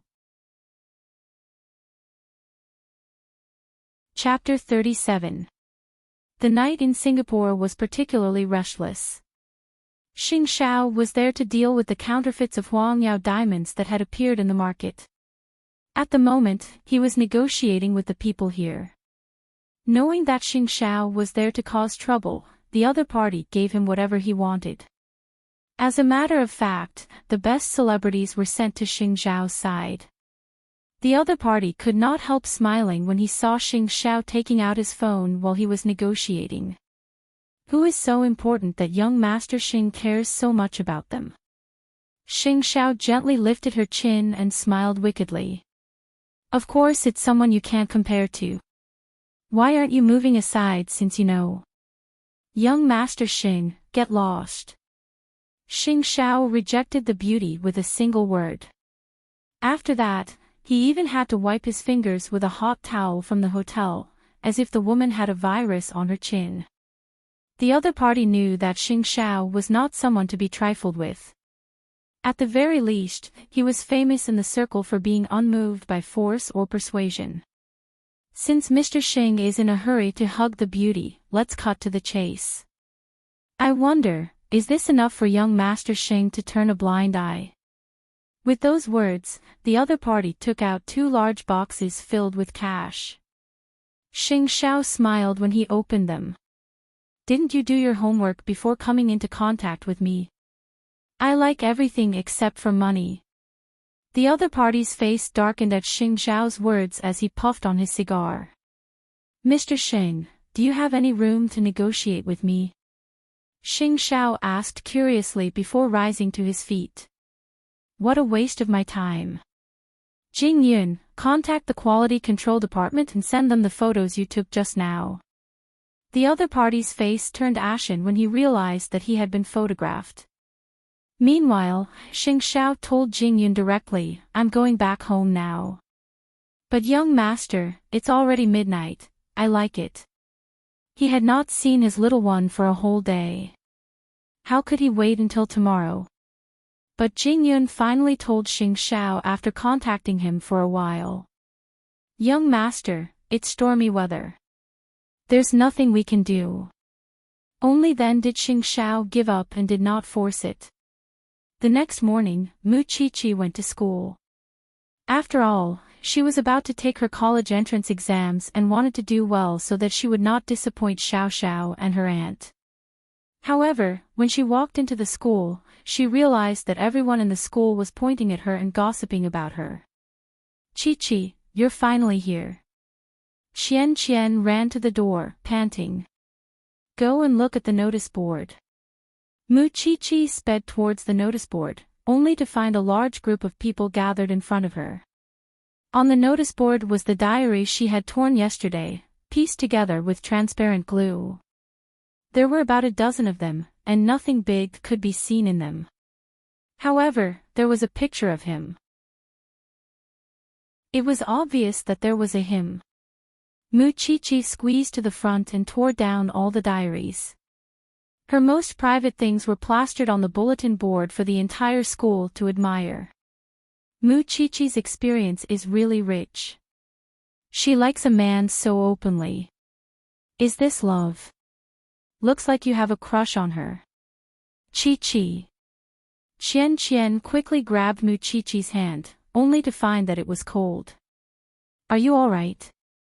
Mu Qiqi shook her head and crumpled the diary into a ball. She walked straight to the classroom, and when she saw Mu Tangxue chatting happily with her classmates, she threw the ball of paper at her head. You must have been very busy with yesterday's PE class and last night, right? Sis. Mu Tangxue's tears immediately flowed. It's not me, really. You're the one who fell in love. What does it have to do with Tangxue? Why do you bully your sister for everything? The girl sitting behind Mu Tongxue finally could not help but speak up for her. What does it have to do with you? Mu Qiqi retorted. You don't think you can do whatever you want just because you have good grades. The whole school is laughing at you. Why do you still have the courage to stand here when it's so embarrassing? Mu Qiqi laughed at that, and pointed at herself. I'm 18. I'm an adult. Do I need your permission to like someone? Qiqi, don't be angry. Qian quickly held her back. She was afraid that she would beat her up. I'll find her even if I have to dig 3 feet into the ground for such an invasion of privacy. Mu Qiqi, come to the office. The teacher's voice was heard from outside the classroom. The whole class watched as Mu Qiqi was invited into the teacher's office. Qiqi, I know about the diary. Teacher, I didn't delay my studies because I like someone. Mu Qiqi explained to the teacher. Moreover, it's my privacy, but something like this happened between classmates. The teacher adjusted her glasses and nodded. I know you've always worked hard to improve, but this matter has a huge impact. Teacher, I can do anything you want me to, but can you please not tell my parents? Well, you know that I'm abandoned. My aunt is my only family now, and I don't want to see her disappointed. Mu Qiqi understood his feelings and moved him with reason. It was because anyone in the family would feel awkward if they knew about this. Moreover, I didn't do anything wrong. Why should I call my parents?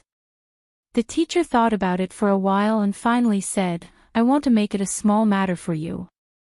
I can do nothing, but can you stand all those rumors?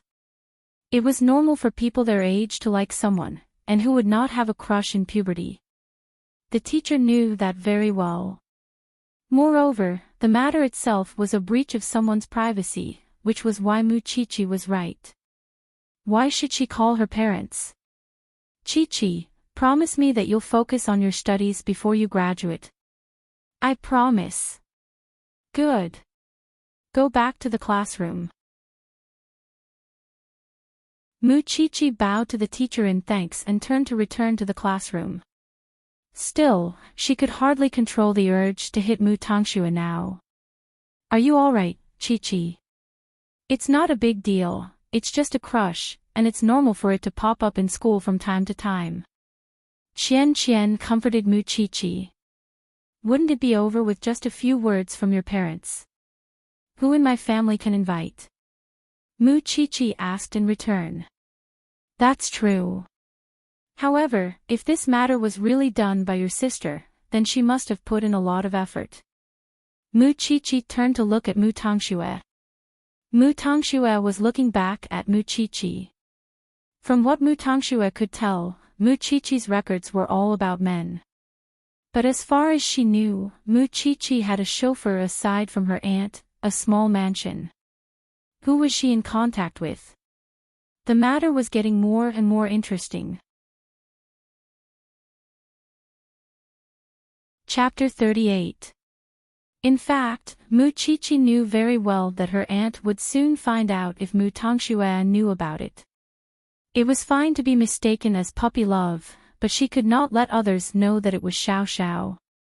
Because she did not dare to gamble. If others knew about it, what would her aunt and others think of their relationship, let alone whether Xing Xiao would hate her? She did not want to bring trouble to Xing Xiao. If that was the case, it was better to go home early and give her aunt a shot in the arm. That was why the first thing Mu Qiqi did after class was to rush home. Su Zipei was surprised to see her hugging herself as soon as she got home. What happened?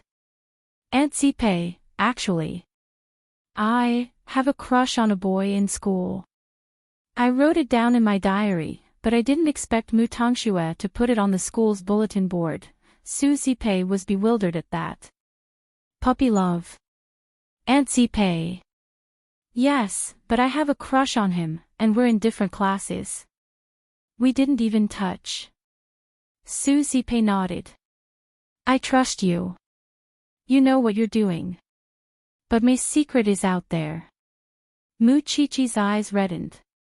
I really didn't expect that Mu Tongxue would go through a trash can just to humiliate me. I really can't believe that the obedient Mu Tongxue in the eyes of the Mu family is actually so vicious. Su Zipei hugged Mu Qiqi and snorted coldly. I really want to take off her mask of hypocrisy. But it's not a big deal, Qiqi. I'm afraid that you have puppy love because I don't want it to affect your studies. Since you can tell me yourself, it means that your attitude is right. Don't be afraid. I support you. Aunt Zipei, you don't blame me. What I hate more now is that I don't have the ability to protect you.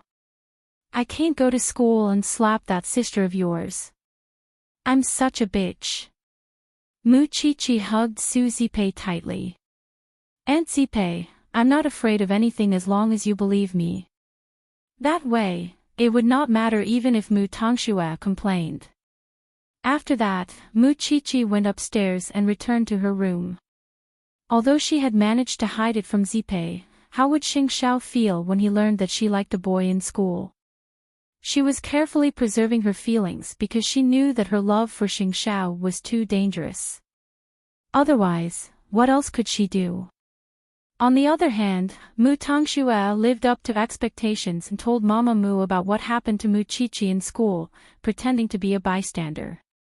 Mama Mu snorted at Mu Tongxue's words. She's no longer the Mu Qiqi she used to be since she stepped out of the house. She's doing all sorts of bad things, learning how to seduce men at such a young age. Mommy, actually, when my sister was still at my auntie's house, I secretly went to look for her. I wanted to show some concern for her, but I heard from my auntie's neighbor that my sister had been sold by my uncle. I know. The French sponsor's lawyer told me about it, Mama Mu replied. But think about it, what kind of people does uncle know? If big sister is sold by him, can she still be innocent? Mama Mu did a double take at that. She had never thought about that before. But now, Mu Tongxue had a sudden epiphany. It's fine if we know about it, but I'm afraid that someone would expose it in the future. That's why your sister must not return to the Mu family. Mama Mu said cruelly. It would be troublesome if your father finds out about such a dirty past. As if chanting a spell, Mu Tongxue kept creating estrangement between Mu Qiqi and her parents in front of her. The more her parents hated Mu Qiqi, the happier she was. She would like to see what Mu Qiqi could do now. After all, she still had Mu Qiqi's torn diary pages. Should she post another 30 pages tomorrow? It was late at night when Xing Xiao returned to Jianchuan. Jing Yun wanted to send him home to rest, but Xing Xiao had him give him the car keys instead. As if knowing what he wanted to do, Jing Yun was powerless to stop him, and could only watch as he left. When they reached the small mansion, Xing Xiao sent Mu Qiqi a message. Come out. Mu Qiqi suddenly didn't know how to explain the diary to Xing Xiao. She wanted to avoid it, but was afraid that Xing Xiao would misunderstand. That was why, after some hesitation, Mu Qiqi put on a thick coat and went to their usual meeting spot when Su Zipei wasn't looking. Xing Xiao started the car, but did not go far before he wound up the window in a nearby forest. Meanwhile, Mu Qiqi kept her head lowered, not daring to look at him. What happened? Xing Xiao immediately knew that something must have happened from Mu Qiqi's expression. Xiao, Mu Tongxue had posted my diary on the school bulletin board. Mu Qiqi told Xing Xiao. Xing Xiao promptly turned to look at Mu Qiqi at that. After all, even if he didn't know how much Mu Qiqi wrote about him, he could guess that it was quite a lot. Actually, I'm in puppy love. I like a boy in the class next door. Mu Qiqi carefully observed Xing Xiao's eyes, but her words were very tentative. Is that so?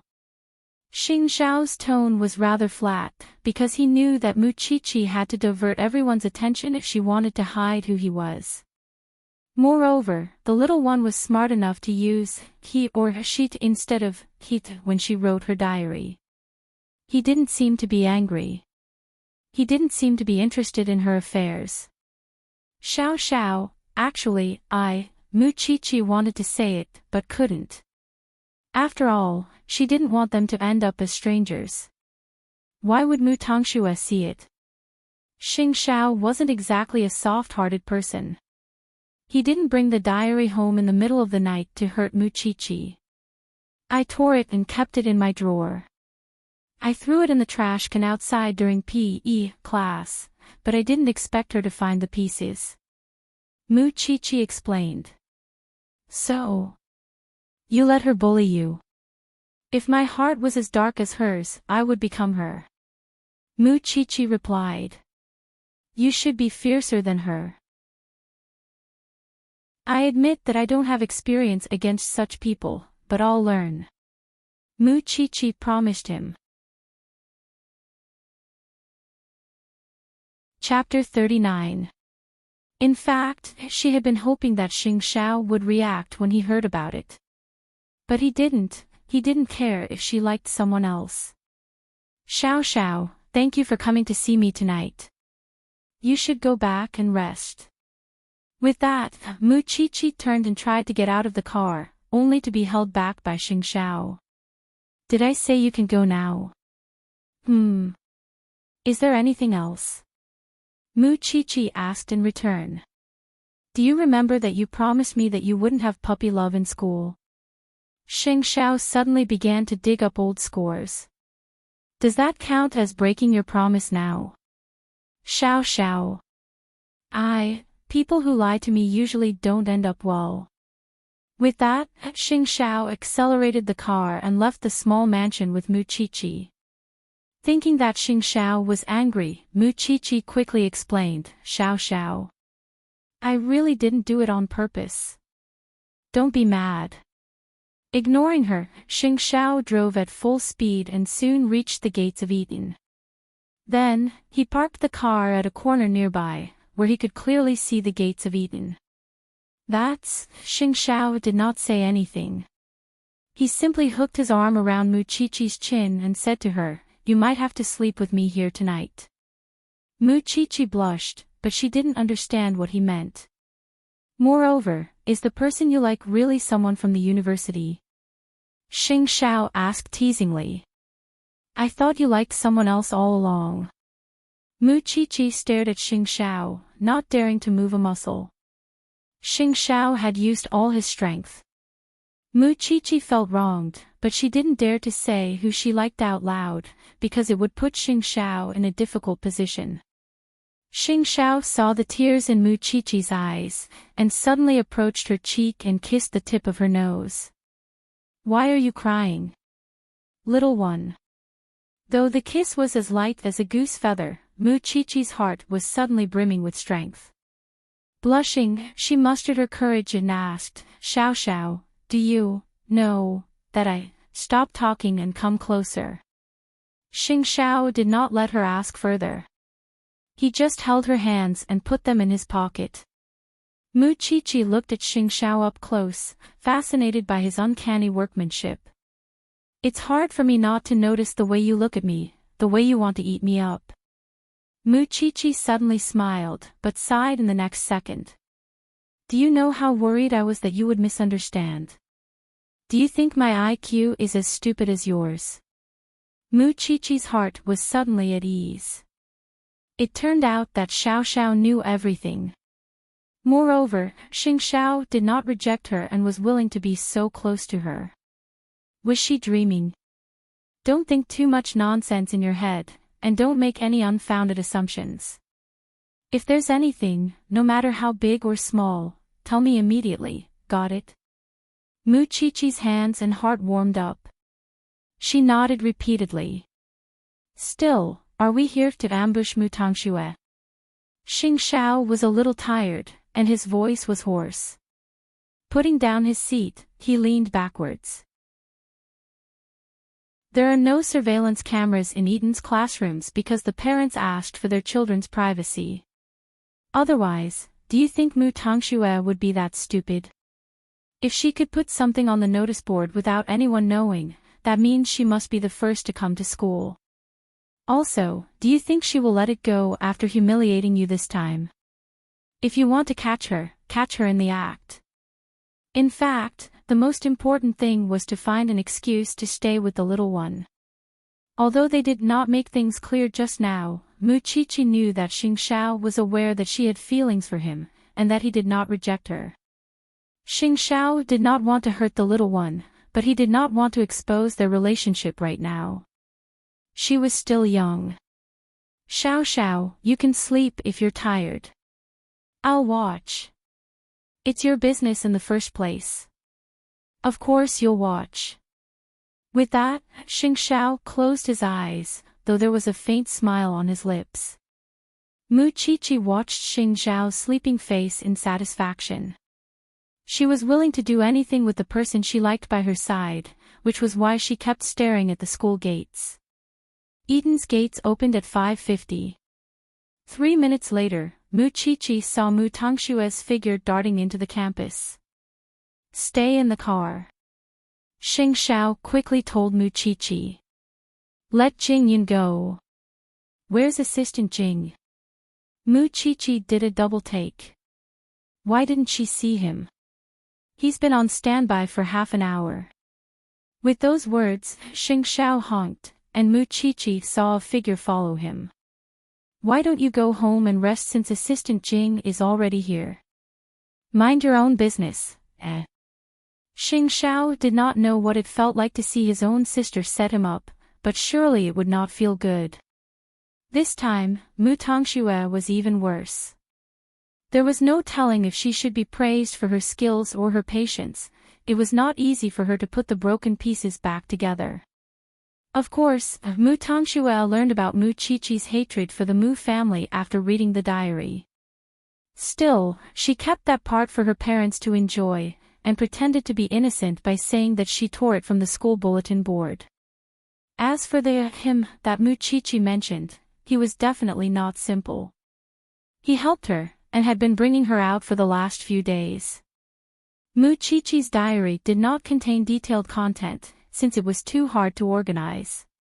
Even so, it was not hard to tell that the man had given her a pen, a phone, hair accessories, and snatched a dress for her.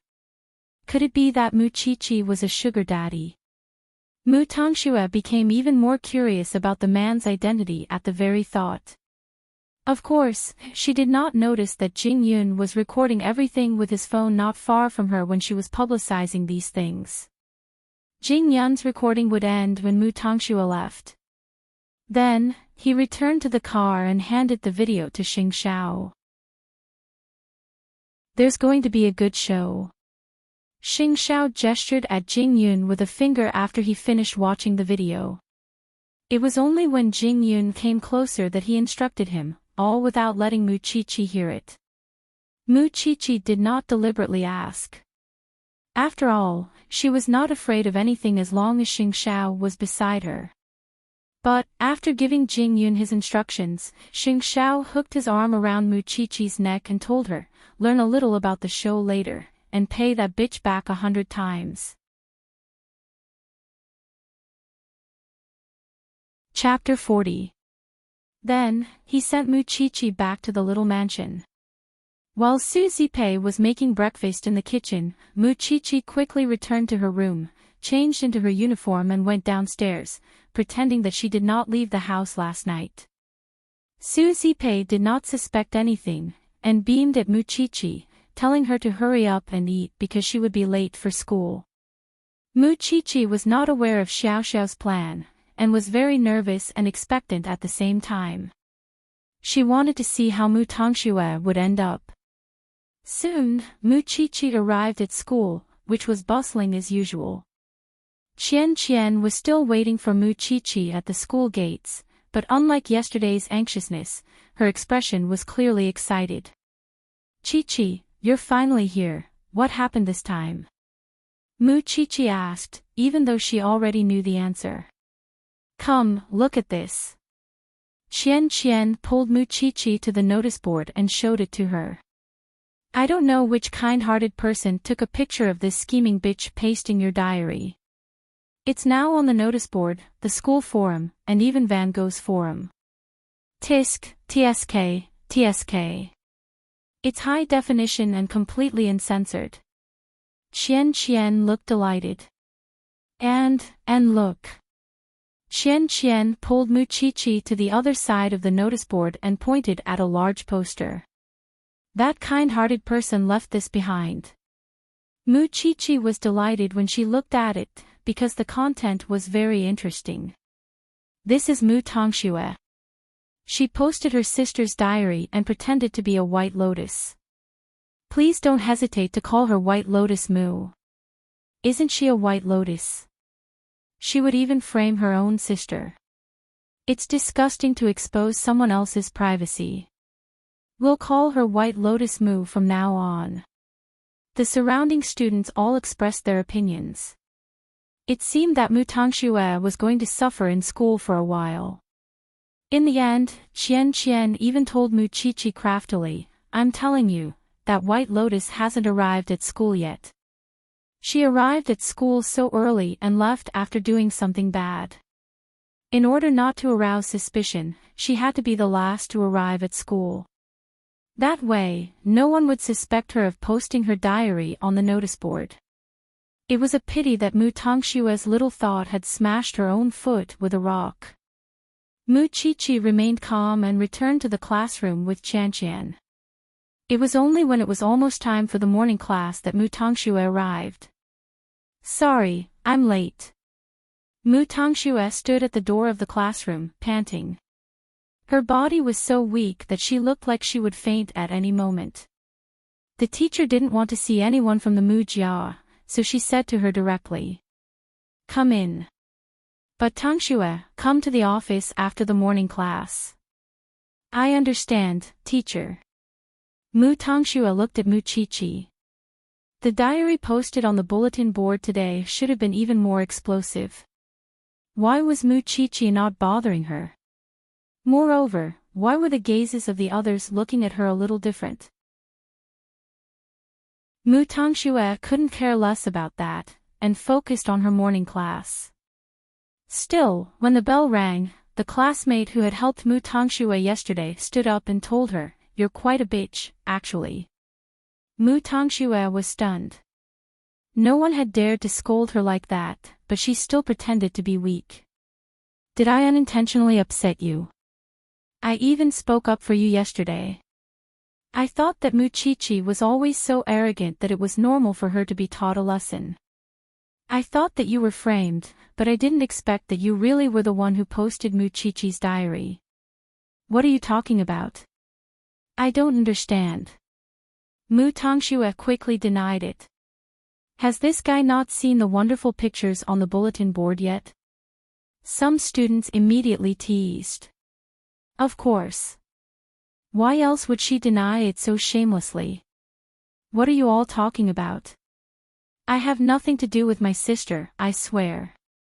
Stop looking at us with those white lotus eyes of yours. I'm scared. White Lotus Mu, that's what the entire school calls you now. You're really something, going out of your way to frame your own sister. I'm going to tell the teacher if you keep talking nonsense. Mu Tongxue was panicking inside, but she kept her composure. Seeing that she was still putting on an act, her classmates promptly pasted the picture on the bulletin board on the blackboard. White Lotus Mu, did you see it? Mu Tongxue's face paled at once. Where did this come from? Mu Tongxue quickly went up to snatch it, only to be told that there were plenty of them on the bulletin board. There's even a high-definition and censored video. Do you want to see it? Mu Tongxue took 2 steps back, her face pale. Then, she walked up to Muchichi and said, Sis, you don't have to pretend to be me even if you want to take revenge on me, do you? Muchichi said nothing, but Qian did. Please take a good look. The difference between you and Muchichi is that you don't have a mole on your nose, but Muchichi does. And it's obvious in the video. I have to say, the other party's phone is really not bad. Mu Chi-Chi had already taught us how to differentiate you two sisters, and yet you're still pretending. Mu Tongxue had nothing to say. She did not expect that Mu Chi-Chi had made such preparations beforehand. White Lotus Mu, if I were you, I would crawl into a hole in the ground. Furthermore, it's not just the notice board. Even our school's forum, as well as Van Gogh's school's website, have been shocked by your astonishing actions. Mu Tongshue's hands were shaking. She quickly took out her phone, but could not hold it steady. That's what you get for playing tricks on me. Listen up, class. Keep an eye out for this vicious student. White Lotus Mu. Mu Tongshue's hands clenched into fists at the mention of White Lotus Mu. But there was nothing she could do. Because none of them expected such a turn of events. Now, the entire class hated her, just as Mu Chi-Chi had been hated by everyone before. White Lotus Mu. White Lotus Mu. The more the students shouted, the louder they became. The teacher followed them to the classroom and told everyone, "Stop it. And Mu Tongxue, come to my office." I don't want to say it a second time.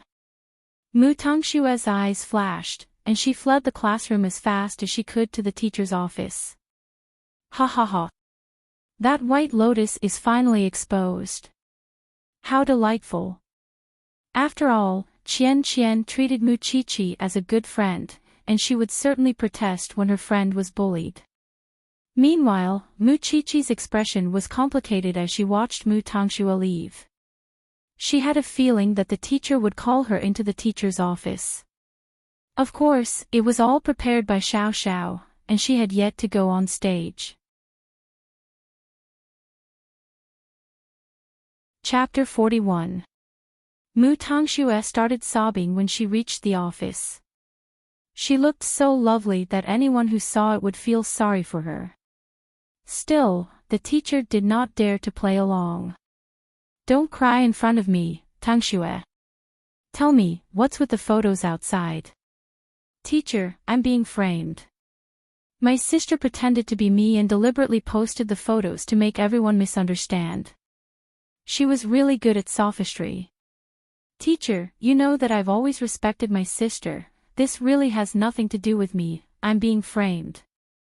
Mu Tongxue even coughed a few times as she explained, as if afraid that others would not know how delicate she was.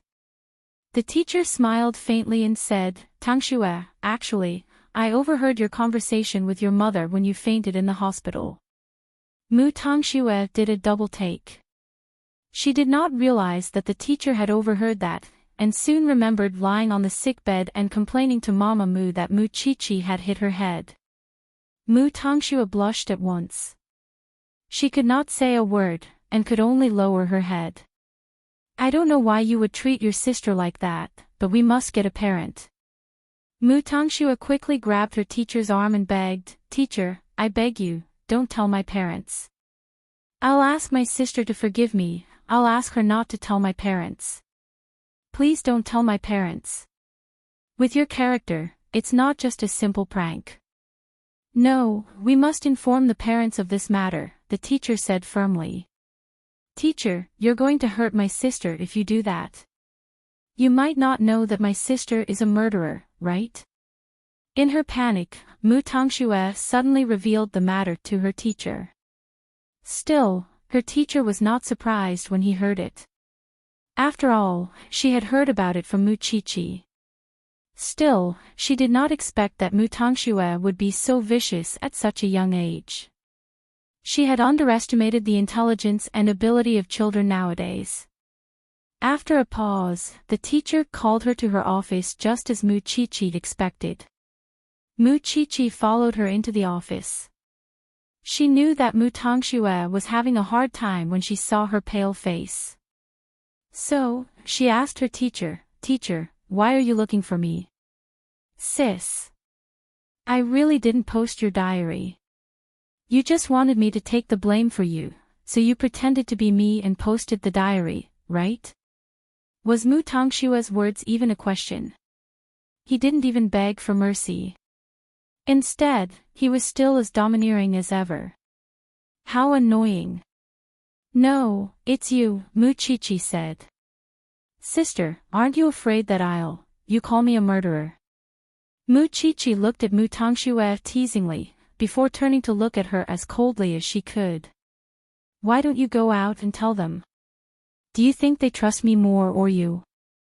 Mom and Dad said you, but you don't have proof, and neither do they.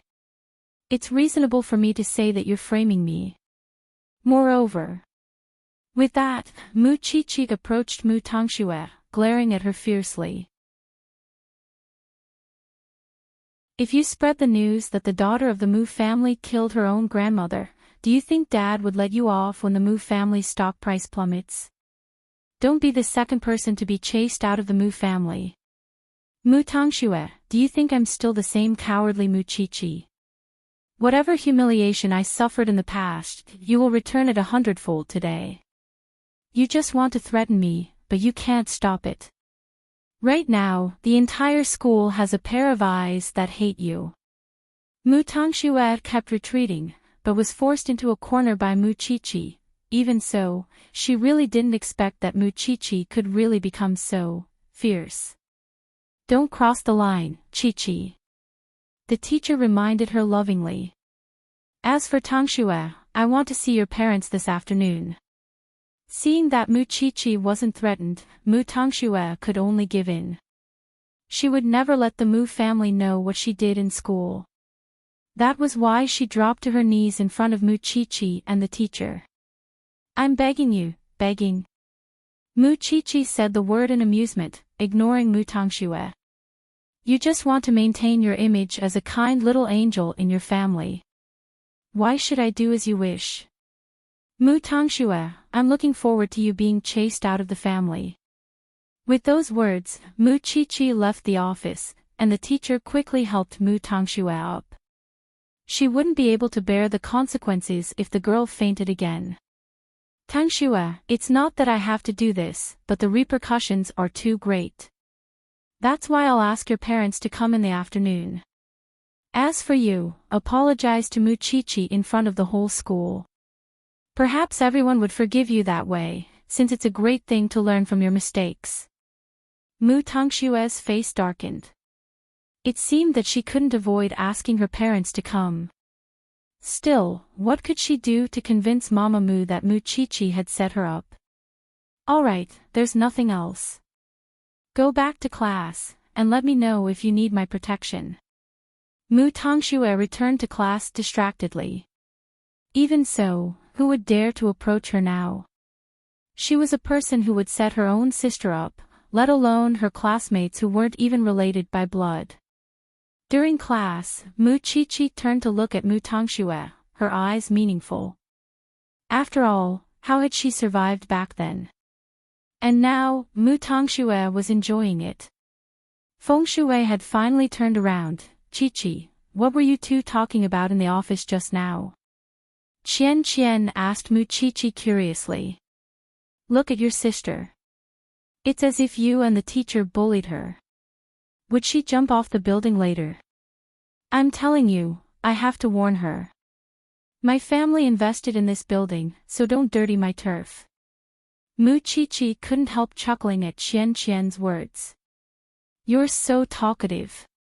She was begging me on her knees just now, but I didn't agree. You'd have to be out of your mind to agree to someone like that. Qian rolled her eyes. It's lucky that everyone is graduating, or she'd be in trouble at Eton. Muchichi looked at Mutangxue again and said nothing. After all, she was now curious what Mutangxue would do to keep her kind nature and stop Mama Mu from coming to school. That would be interesting. Moreover, didn't Muchichi think that she was deceiving herself? Now that her mask of hypocrisy was about to fall off, why couldn't she show her true colors? Muchichi sneered. Still, that was none of her business, and she was more willing to spend her time with Xingxiao.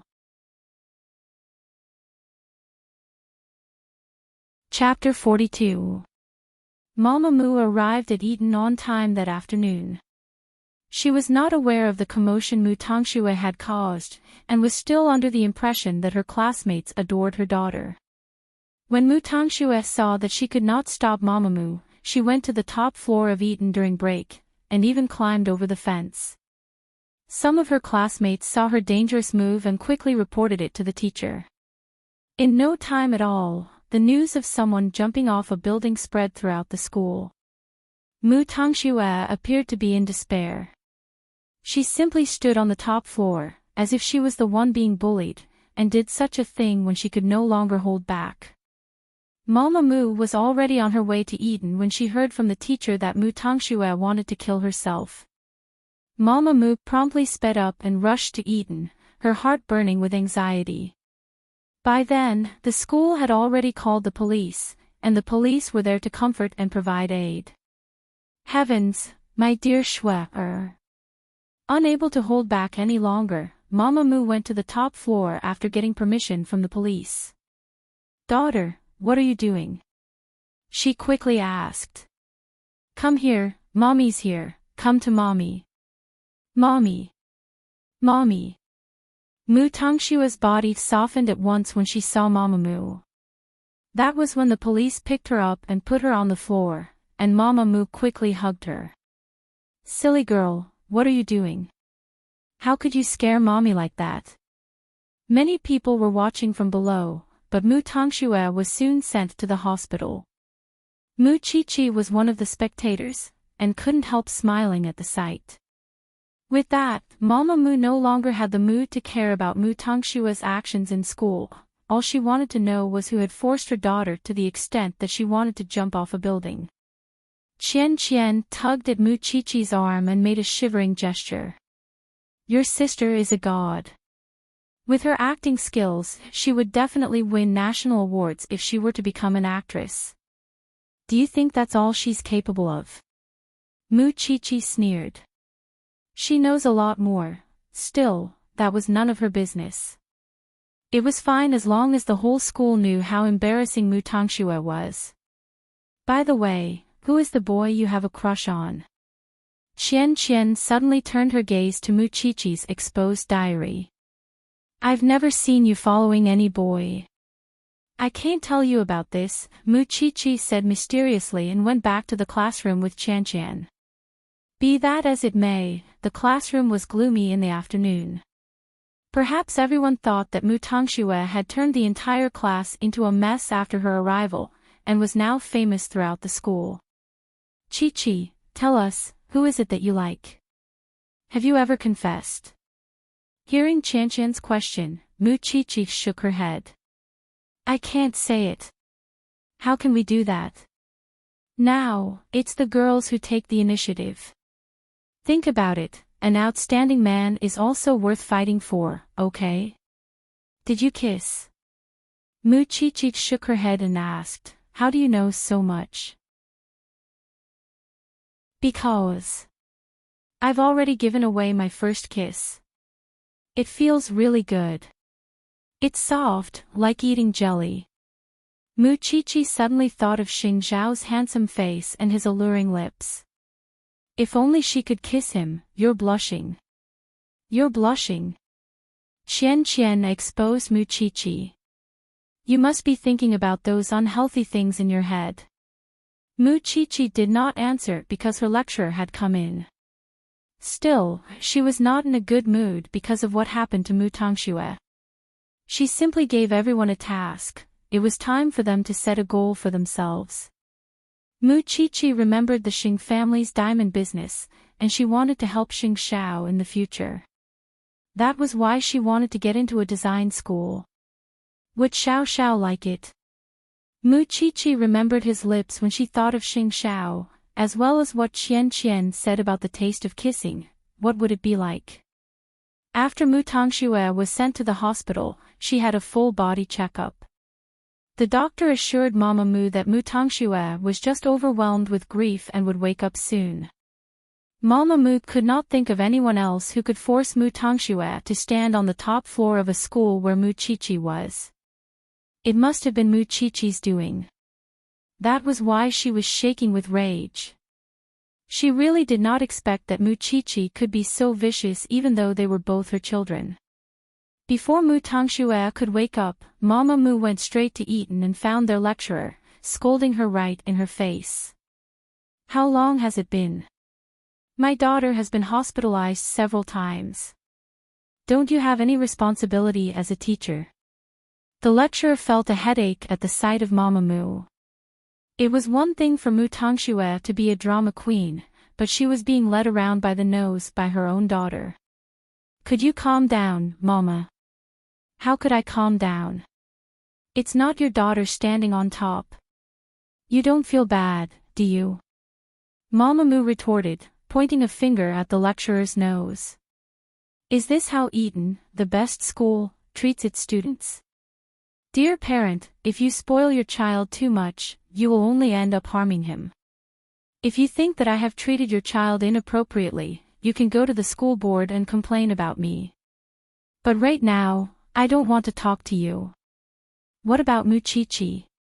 What about Mu Chi-Chi? Mama Mu asked. Mu Chi-Chi's home. She's out of school. Mama Mu would not let it go, and promptly called Su Zipei. Bring Mu Chi-Chi out. I want to see her and ask her a few things.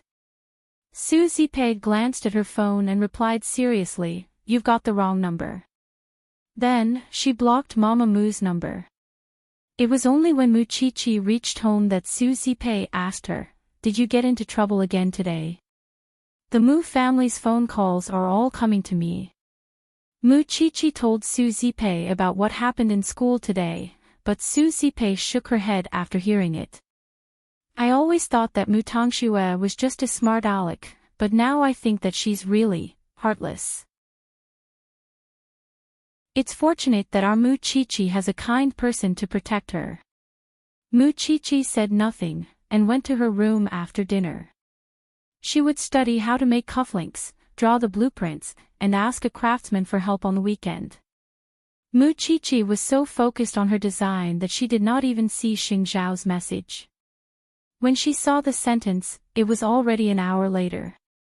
Startled, Mu Chi-Chi quickly jumped out of her chair, put on her clothes and went downstairs. However, she did not see Xing Zhao's car when she arrived at their usual meeting place. Had Xiao Xiao left?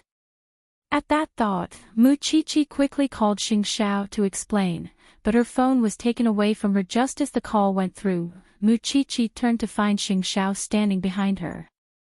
Xiao Xiao, why did you take so long to come out? Xing Xiao took her hand and led her into the woods. I was doing my homework, Mu Chi-Chi quickly said. Chapter 43. Of course it's more important to see you. I just didn't see you. Mu Chi-Chi said honestly. Xing Xiao sneered and led her to a warm car. Mu Chi-Chi was sitting among them. She tilted her head to look at Xing Zhao's handsome face. At that moment, her heart was beating wildly. She recalled Qianqian's words. She wanted to try kissing Xing Xiao too. But she did not dare to. Did you learn anything today?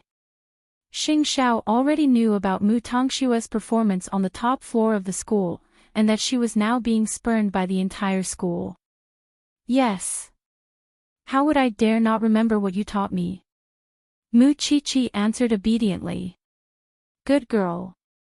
Where are we going tonight? Mu Chi-Chi couldn't help asking as she watched Xing Xiao drive. Looks like we're going far. Jianchuan was a place where they could move around if they wanted to protect Mu Chi-Chi so that no one would know. Xing Xiao had no particular place to go at the moment. He simply wanted to take Mu Chi-Chi away from familiar faces and be alone with her, such as sleeping in the car last night. But halfway there, Mu Chi-Chi received a call from Su Zipei. Chi-Chi, it's so late. Where are you? There's no one in the room. Mu Chi-Chi looked at Xing Xiao in panic, because Su Zipei rarely came to her after she went to bed. Mu Chi-Chi paused and quickly answered, Aunt Zipei, I'm hungry from studying, so I came out to buy something to eat. Buy what? don't we have some at home? I want to eat outside, alright. Come back quickly and don't stay out for too long. With that, Susie Pei hung up, while Muchichi looked a little disappointed. Xiao Xiao, I can't go out with you tonight. I have to hurry home or Aunt Pei would find out. There's a supermarket nearby. Let's buy something. Xing Xiao parked the car in front of the supermarket and had Muchichi buy a bunch of snacks. However, on the way back, both of them had grave expressions on their faces. How long could such a relationship last? If others knew that she liked him, what would she do in the future? Xiao Xiao. I feel guilty. Xing Xiao did not say anything. As the crown prince of Huangyao, he had always gotten what he wanted and did whatever he wanted. He had never encountered such a situation where it was wishful thinking to bring his little one out to play. Because he had to consider that Muchichi was still immature. Soon, the car drove into the little mansion, and Muchichi had Xing Xiao stop the car at the entrance so that Susie Pei would not catch them. Good night, Xiao Xiao. Xing Xiao stopped the car and grabbed Muchichi's arm. When she turned around, he pinched her chin and kissed her. No, to be more accurate, it was biting. Muchichi felt pain in her lips. She wanted to struggle, but Xing Xiao didn't let her. Still, he released her just 3 seconds later. Even so, she could feel that he was holding back his anger. Damn Chan, who said that kissing was like eating jelly? Since you dragged me down to hell, don't run away alone. Muchichi's entire body shuddered at those words. She sensed danger, as well as the emotions that were about to burst out of her chest. She probably didn't even know how much she liked Xing Xiao. Muchichi got out of the car with the snacks and watched as Xing Xiao left. When she got home, she couldn't help being nagged by Susie Pei. Tell me what you want to eat and I'll buy it for you. Don't go out alone, it's dangerous for a girl. I know, Aunt Pei. Muchichi felt a deep sense of guilt. Her aunt had been so good to her, but she couldn't say a word about Xing Xiao no matter what. She was afraid that her aunt would be disappointed in her. She could promise her aunt anything, but Xing Xiao was her own secret. She would keep it in her heart, even if Xing Xiao were to marry another rich young lady one day. Muchichi put down the snacks when she returned to her room and texted Xing Xiao. Xiao Xiao, I want to learn design. Xing Xiao returned home and washed up when he saw the message, and promptly replied, Why? Because I want to be closer to you. Xing Xiao was aware that Muchichi was better at math, physics, and chemistry. She could have studied science and engineering, but she was willing to learn design for him, not caring if she liked it or not. No. Why? Muchichi asked in return. There are enough designers in Huangyao. You won't make a difference. Muchichi was hurt, but Xing Xiao was telling the truth. Those who designed jewelry for Huangyao were all international masters. How many years would a small fry like her have to work her way up to the top? Even so, she really wanted to be closer to Xing Xiao. Moreover, Muchichi touched her bitten lip when she remembered that kiss. Qian was such a liar. Late at night, Papa Mu rushed to the hospital when he learned that Mu Tangxue had almost jumped off a building at school. Mu Tangxue had just fallen asleep, and Mama Mu was watching over her. Papa Mu immediately attacked his wife when he saw his daughter. How are you taking care of Xue? Why is she always in the hospital? Honey, Tangshue's because of Muchichi's revenge. Did you know? Xue is being bullied at all in Eton. Mama Mu pushed the blame to Muchichi. She even went to another family, but she wouldn't let Tangxue go. We don't owe her anything. What can we do? Muchichi's guardianship isn't in our hands now. Papa Mu retorted angrily.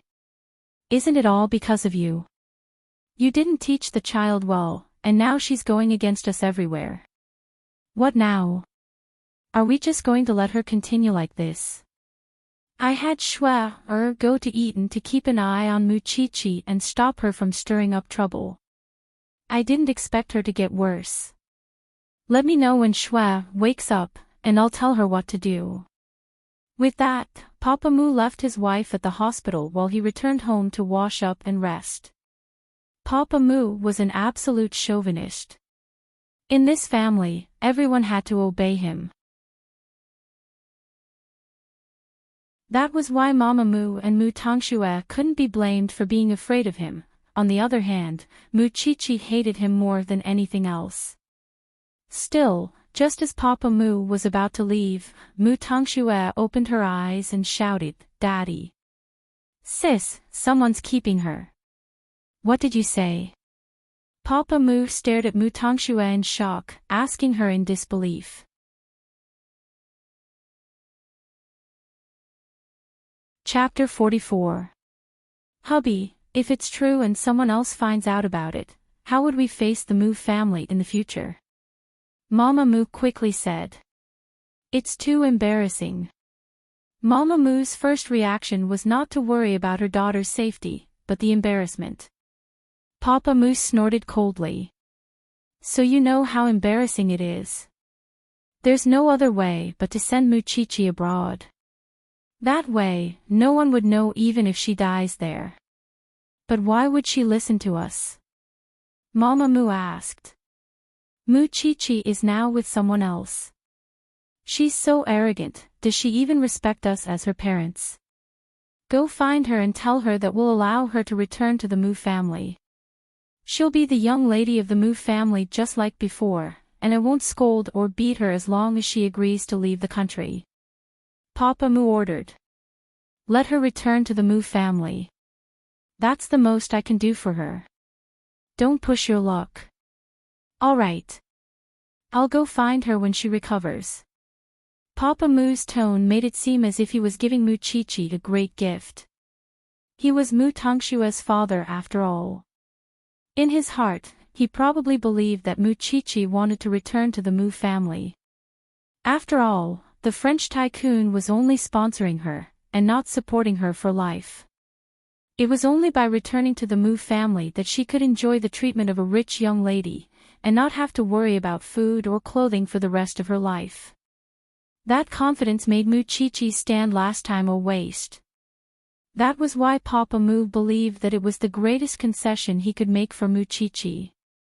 She should not have been accepted into the Mu family after killing her grandmother. But to prevent Muchichi from making more headlines, Papa Mu finally made that difficult decision. Don't be afraid, dear. Muchichi might be back, but your father is sending her abroad. She won't bully you anymore. Mu Tangxue's eyes welled with tears. She hugged Mama Mu and sobbed softly. Mommy, you're the best, but they would never have thought that their arrogance was a laughable suggestion to Muchichi. She had said before that she would never return to the Mu family.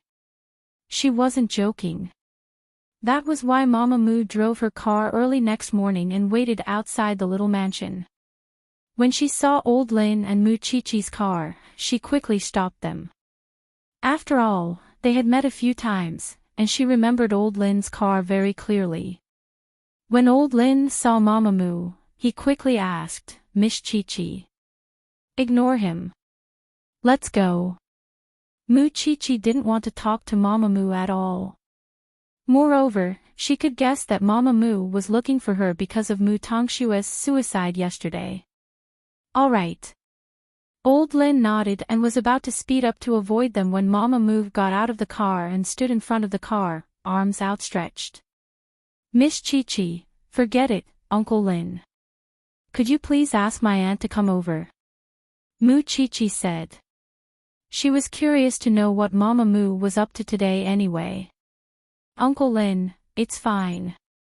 If it was just a battle of tongues, she wouldn't have the time to argue with her.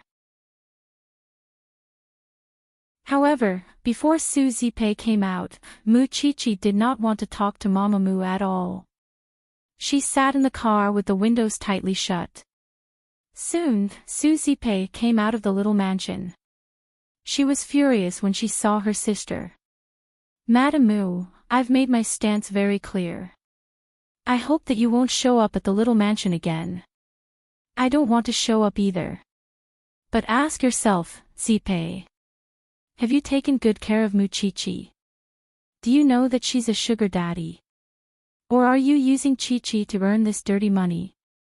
Susie Pei replied angrily at Mama Mu's words. Watch your mouth. You don't know that Chi is a sugar daddy. Chi finally rolled down the window when she heard the two arguing outside the car. Did your precious daughter tell you that again? She said she saw your diary with her own eyes. A man always gives you presents and takes you out at night. Nonsense. Susie Pei quickly retorted. Chi goes to bed at 9 every night without exception. Isn't Tangxue afraid of being struck by lightning for saying that? Forget it. I can't argue with you. I'm here today to tell you good news. Mama Mu cut Susie Pei short and told her that she was here to convey Papa Mu's decision. Your brother-in-law has decided to let Chi return to the Mu family and send her abroad to study. Good news. Susie Pei laughed. Who would that be good news for? Don't push your luck, Pei. Chi would still be the young lady of the Mu family. She wouldn't have to worry about food or clothing for the rest of her life. Why wouldn't she be willing? Isn't she doing so much just to return to the Mu family? At that, Susie Pei and Chi shared a look and smiled. Where does the Mu family get their confidence from? Susie Pei asked Mama Mu in return. We've never expressed our desire to go back to the Mu family. You don't want to. Look at Chi. She's living in a mansion, eating delicacies from the mountains, using branded goods, followed by a car at all times, and the principal would personally welcome her when she enters a prestigious school. Isn't that better than the Mu family? Everything she eats and wears is better than Tangxue's. Go back. Stop dreaming, alright? Mama Mu glanced at Chi and then at Susie Pei. Even Susie Pei was no longer the poor girl she used to be, and was now beautiful and noble. That was something she could not deny. Auntie Mu, you're probably worried about Tangxue jumping off a building, aren't you? I know it hurts you, but do you know why she did it? It was because she posted my diary, but someone else recorded it and put it on the bulletin board. Invading someone else's privacy is the most shameful thing, and that's why the entire school hates her. Ask yourself, who doesn't hate her now? He even gave her a name, White Lotus Mu. Of course, I'm guessing that you think I'm the one who framed her. Still, it doesn't matter if you're lying to yourself. It's fine as long as others know the truth. Auntie Mu, how kind your daughter is. You should go to school and ask her about it. I'm warning you, don't even think about me. I wouldn't even bother wasting my time on her if Tangxue didn't provoke me on her own. Moreover, I'm not a sugar daddy. If you believe your daughter's nonsense without looking at the evidence, she'll make you suffer beyond words one day. Just wait and see if you don't believe me. With that, Chi closed the window. Uncle Lin, please speed up. I'm going to be late. Meanwhile, Susie Pei was too lazy to argue with Mama Mu. You can move your car if there's nothing else. We know how to move to the side and not get in other people's way. Are you worse than a child? Mama Mu was left stunned by Chi's words.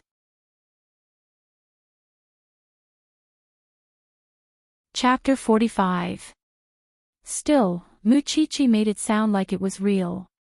Didn't she say that she could just ask in school?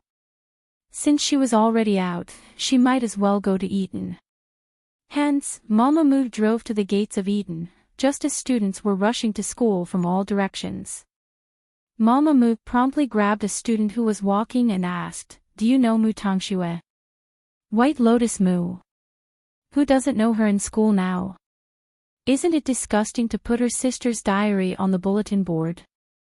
The other party was a bespectacled little Prince Charming, but he had a comprehensive grasp of the school's gossip.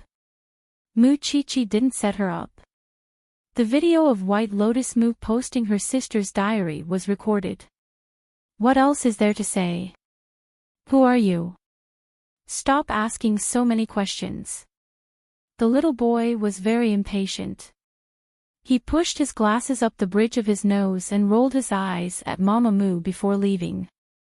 Unsatisfied, Mama Moo grabbed another girl and asked, "May I ask you something? Do you know Moo Tangxue?" "Yes, White Lotus Moo. Everyone in school has the right to punish her. Didn't she try to kill herself yesterday? How embarrassing." Mama Moo was stunned when she heard that. After all, Moo Tangxue had always been an excellent student in the eyes of others, and it was the first time she heard someone say that Moo Tangxue was an embarrassment. Embarrassment, as it turned out, Shui was not forced to jump off a building because Moo Chi-Chi bullied her. Instead, it was because she was embarrassed that she posted Moo Chi-Chi's diary on the bulletin board. But Moo Tangxue did not tell her that yesterday. And when she went to school and scolded the teacher, she did not even hear what happened. For some reason, Mama Moo suddenly felt complicated. That was why she called her husband. Papa Moo answered the call impatiently. "I'm at work now. Can you not bother me with these trivial things? Can't you handle something as simple as sending Moo Chi-Chi abroad?"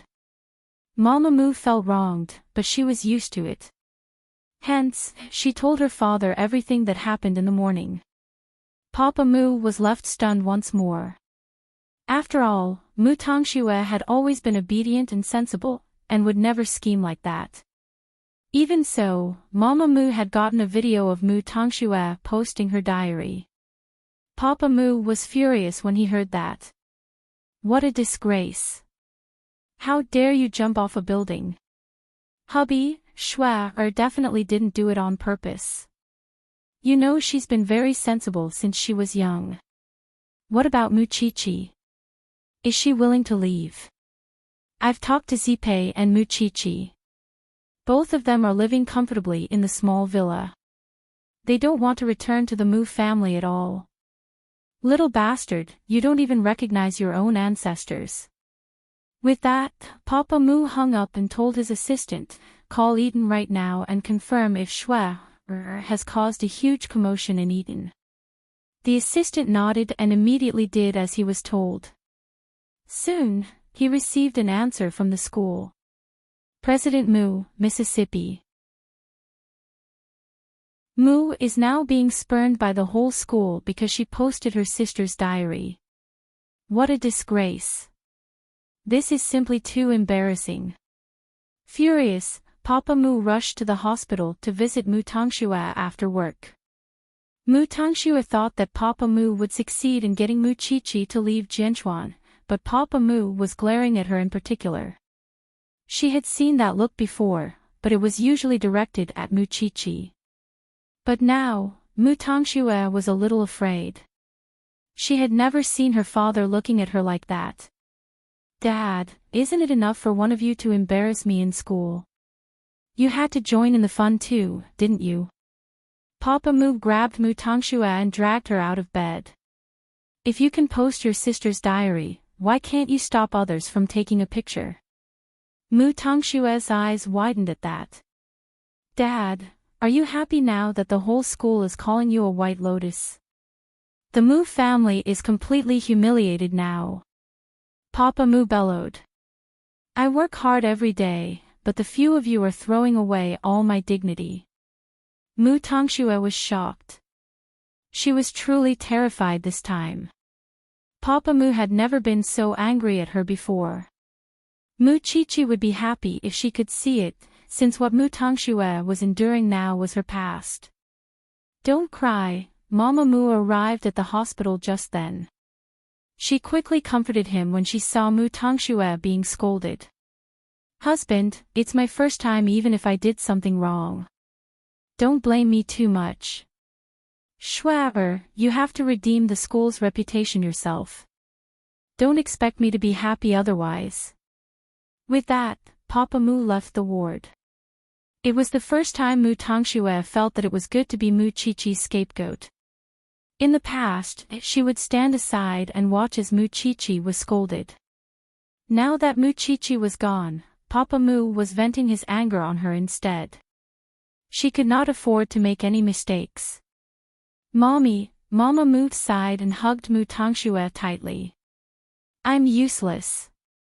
I couldn't protect you. She was the one who complained to Papa Mu. After all, she could not bear the responsibility. If Papa Mu found out that she did not report the truth, he would definitely scold her again. It was also the first time Mu Tongxue felt that Papa Mu's attitude towards her had changed. After school, Mu Qiqi told Xing Xiao about Mama Mu's visit to the little mansion in the morning. Xing Xiao only replied when he was free. The Mu family's schemes are getting bigger and bigger. Xiao, actually, I told Madame Mu naughtily that Mu Tongxue is being despised by everyone in school. With her personality, she would definitely tell that person at home, and Mu Tongxue would be in trouble then. After all, she had been treated that way before. Papa Mu had directly laid his hands on her then. The Mu family was a strange existence in itself. Papa Mu cared about his reputation, while Mama Mu cared about her own interests. Who would really care about a child? In the past, it was only because Mu Tongxue made them feel less worried and proud. But now, Mu Tongxue made them feel embarrassed. How could Papa Mu hold back now? That's it. I can make you even worse. Xing Xiao replied teasingly. Madame Mu told Aunt that I'm being taken care of by a man every day, and given a lot of gifts. Luckily, Aunt Escapades didn't believe it. Mu Qiqi reminded Xing Xiao helplessly. Kept. How are you qualified? Xing Xiao retorted viciously. In fact, Xing Xiao's meaning was clear. Mu Qiqi was not a canary he was keeping. He did not like it, and neither did he think it was necessary. Xiao, am I really that bad? Mu Qiqi could not help asking.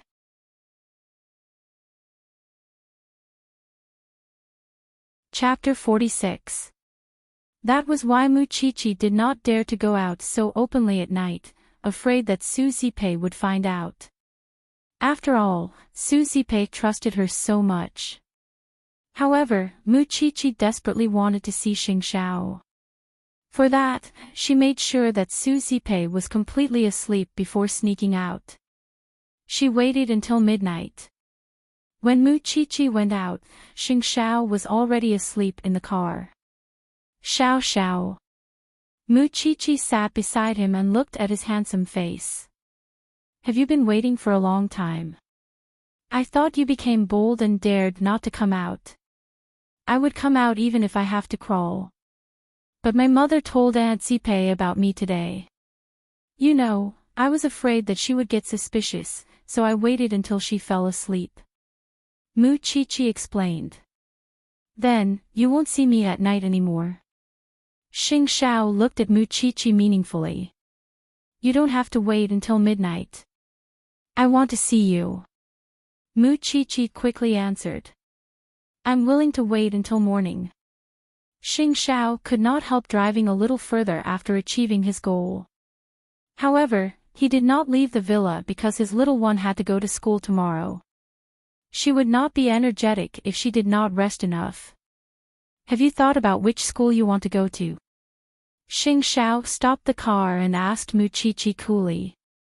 Or do you want to go abroad? I don't. Mu Qiqi quickly answered. I just want to stay in Jianchuan.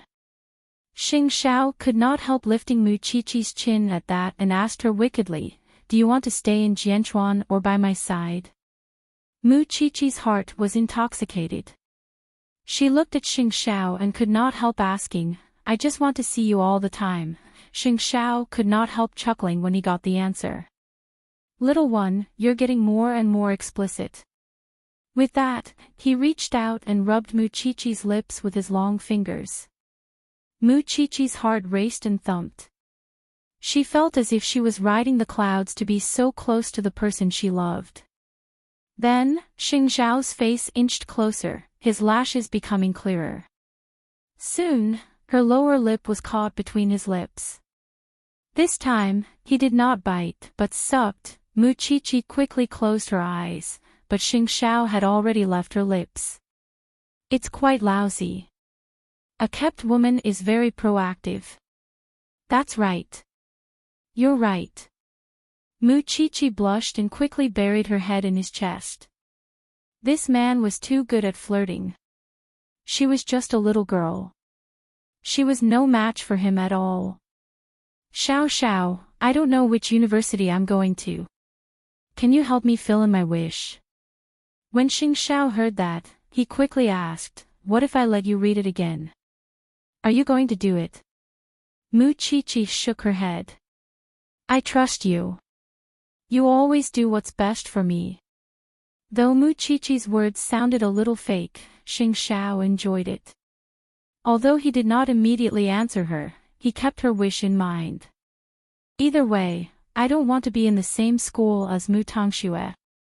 I have a feeling that she would pursue our relationship relentlessly. Xingxiao said nothing. He hugged Muchichi and pressed her head against his chest for a few minutes before letting go. You're flying to Italy tomorrow morning. Don't let anyone bully you when I'm not around. I know. Muchichi nodded and left Xingxiao's embrace. But just as she was about to get out of the car, Xingxiao grabbed her and quickly covered her lips. There was no helping it. The little one's lips were just that addictive. Muchichi reached out to hug Xingxiao by reflex, and responded clumsily and awkwardly. Afraid of leaving a mark, Xingxiao eventually stopped there and did not go too deep. After that, Muchichi got out of the car and returned to the little mansion. Remembering Xingxiao's 2 kisses tonight, Muchichi felt that she was about to faint from bliss. Of course, the more blissful she was, the more afraid she was. If the day came when everyone knew about their relationship, wouldn't she have to separate from Xiao when that time came? There was no helping it. Her natural melancholy left Muchichi both blissful and fearful. Meanwhile, Xingxiao should have been resting after returning to the Xing family, but, instead, he had Jingyun search for the best faculty in every university in Jianchuan, because he did not want to disappoint his little one. Seeing that he was so serious, Jingyun said, Young master, you really seem to have fallen for it. Xingxiao was sitting on the sofa, flipping through the university information. He knew Muchichi's ability, which was why getting into his alma mater would not be a problem. Moreover, his alma mater's science faculty was one of the top in the country. No one would have imagined that the great crown prince of Huangyao, young master Xing, whose very name would strike fear in the hearts of others and 8th brother of the Xing family would become a demon, was choosing the ideal university for a high school girl who was about to apply to. That was why Jingyun felt that Xingxiao was completely caught up in it. Xingxiao did a series of analysis and picked out the faculty that Muchichi was confident in. After putting down his pen, he looked at Jingyun and said, Yes, I'm falling for it.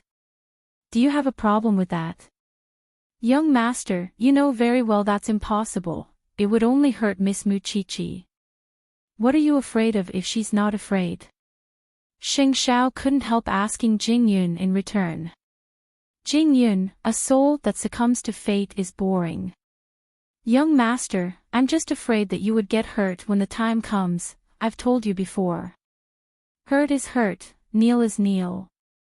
I'm not afraid, so what are you afraid of? No matter what you say, I can't stop worrying about my little one now. I can't let go of her, and it's up to you whether you want to support her or keep stabbing her in the back. But I won't change my decision because of you.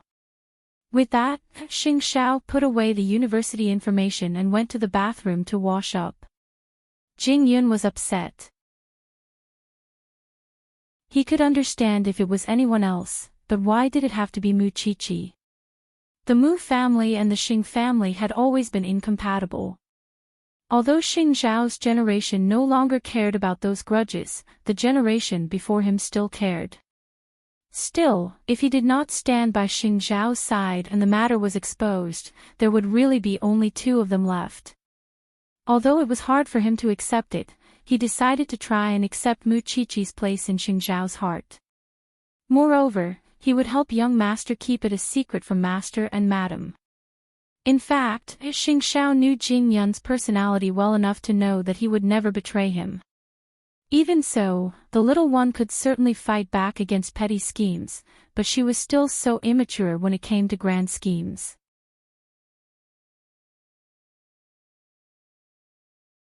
Chapter 47.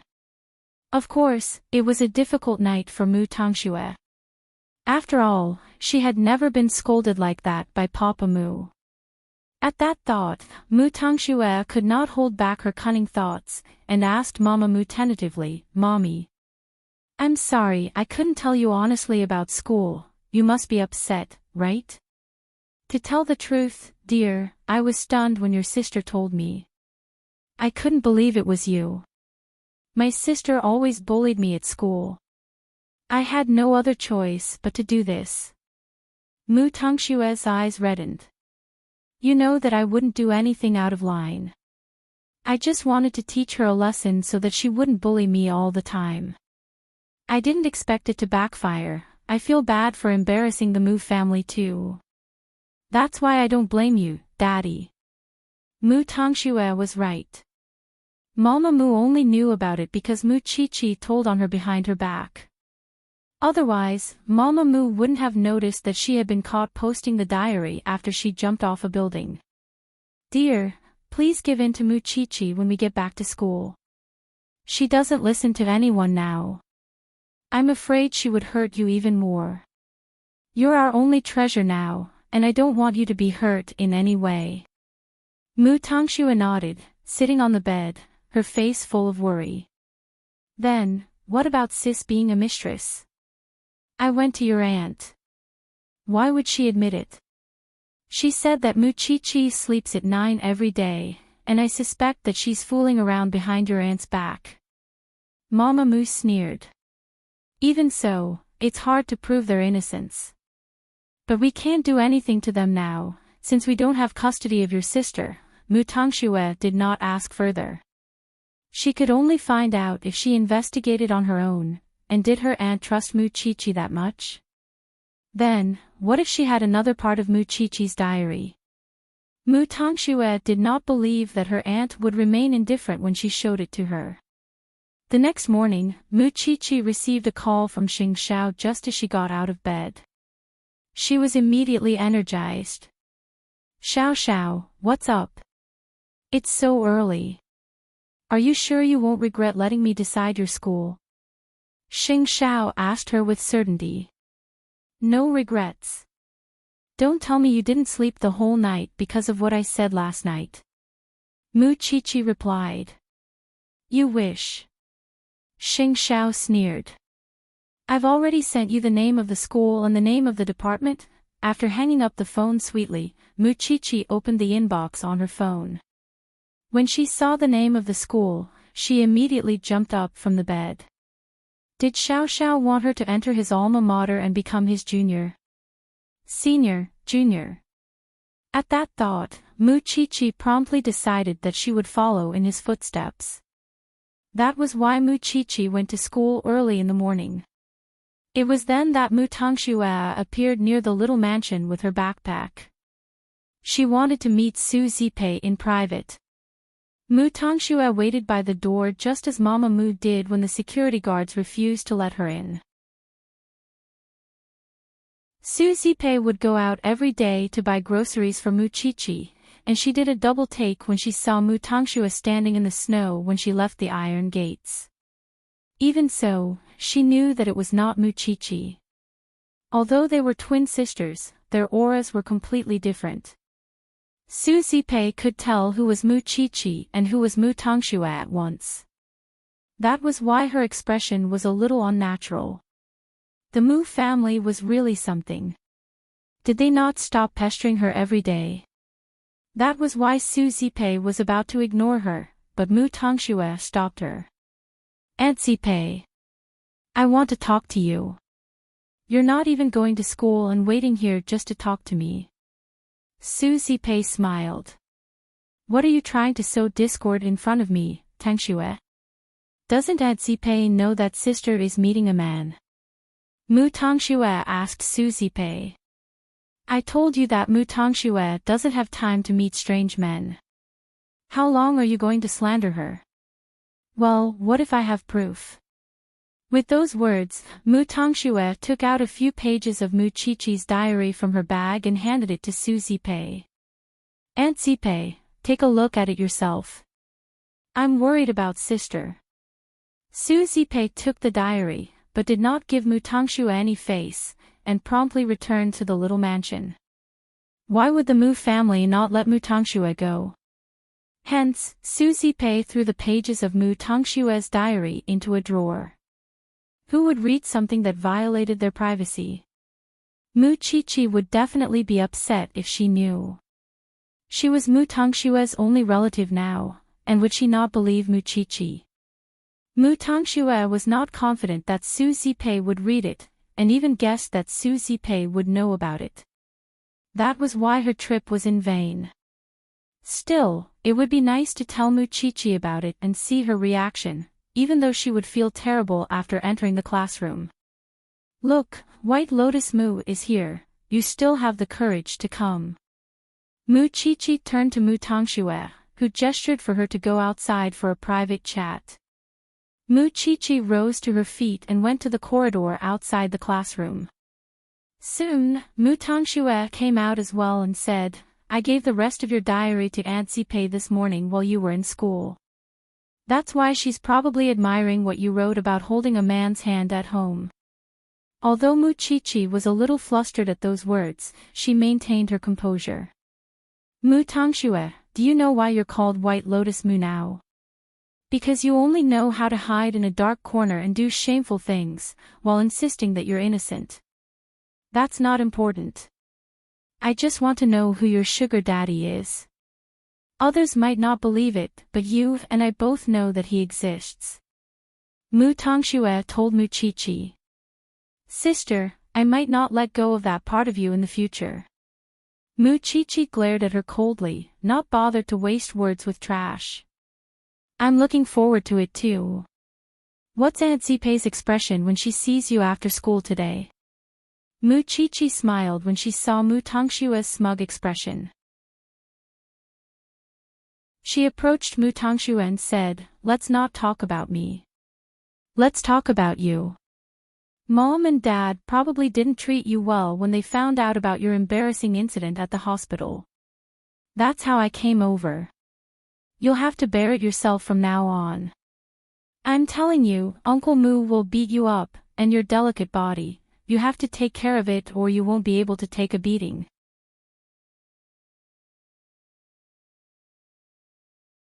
Chapter 48. Right now, Mu Tongxue was having a hard time getting anything out of Mu Qiqi. Even if she had lost in reality, Mu Qiqi would not just stand by and watch as Mu Tongxue made a fool of herself. At worst, both sides would suffer. Her classmates were very disdainful of Mu Tongxue's return, since anyone would hate a snitch. Qiqi, let me tell you a secret. Many people in school have come up with ways to punish Mu Tongxue. It's going to be interesting when the time comes. Qian told Mu Qiqi in private. White Lotus Mu, prepare to die. At that moment, Mu Qiqi could not enjoy the joy of victory. She was worried that her aunt might have read her diary. Mu Tongxue knew that she was about to be pranked since she was used to seeing others pranking Mu Qiqi. That was why she simply stayed behind her desk all day. When the bell rang, Mu Qiqi quickly got into old Lin's car, but on the way there, she texted Xing Xiao who was overseas. Xiao. Mu Tongxue, I've shown my diary to Aunt Zipei. I'm afraid she would know what's on my mind. There was no response from Xingxiao. Having no one to talk to, Mu Qiqi could only keep texting him. Aunt Zipei must find it hard to accept. Still, Xingxiao did not answer, because he was in a video conference. Holding her phone, Mu Qiqi mustered her courage and went up to Su Zipei timidly when she saw her at the gates of the little mansion. "You're back. Let's eat." Su Zipei quickly gestured for her to put down her bag. Mu Qiqi could not tell what Su Zipei was thinking. "Aunt Zipei, what is it?" Su Zipei asked.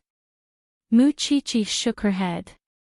She did not have the courage to ask, and since Su Zipei did not react strangely to her, she quickly became a coward.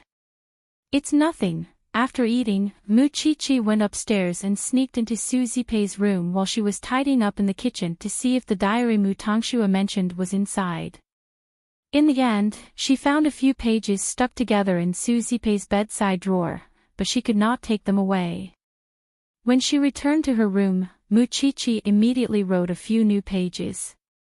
She tore them into pieces and stuck them together with cellophane tape. Then, when Su Zipei was taking a shower, she secretly replaced the diary in her drawer. She was not sure if Su Zipei had read it, but she would only feel at ease if she had it in her hands. She carefully protected her relationship with Xingxiao, because she knew that liking Xingxiao was treason to Su Zipei. Perhaps she would only have the courage to tell Su Zipei that she liked Xiao after she'd entered the university. But now, she still felt guilty. How could she fall in love with her savior? Wasn't he biting the hand that fed him? There was no reply from Xingxiao, and Mu Qiqi's emotions were very complicated. Still, just as Mu Qiqi was about to fall asleep in bed, Xingxiao finally replied. "If you're so scared, why did you continue?"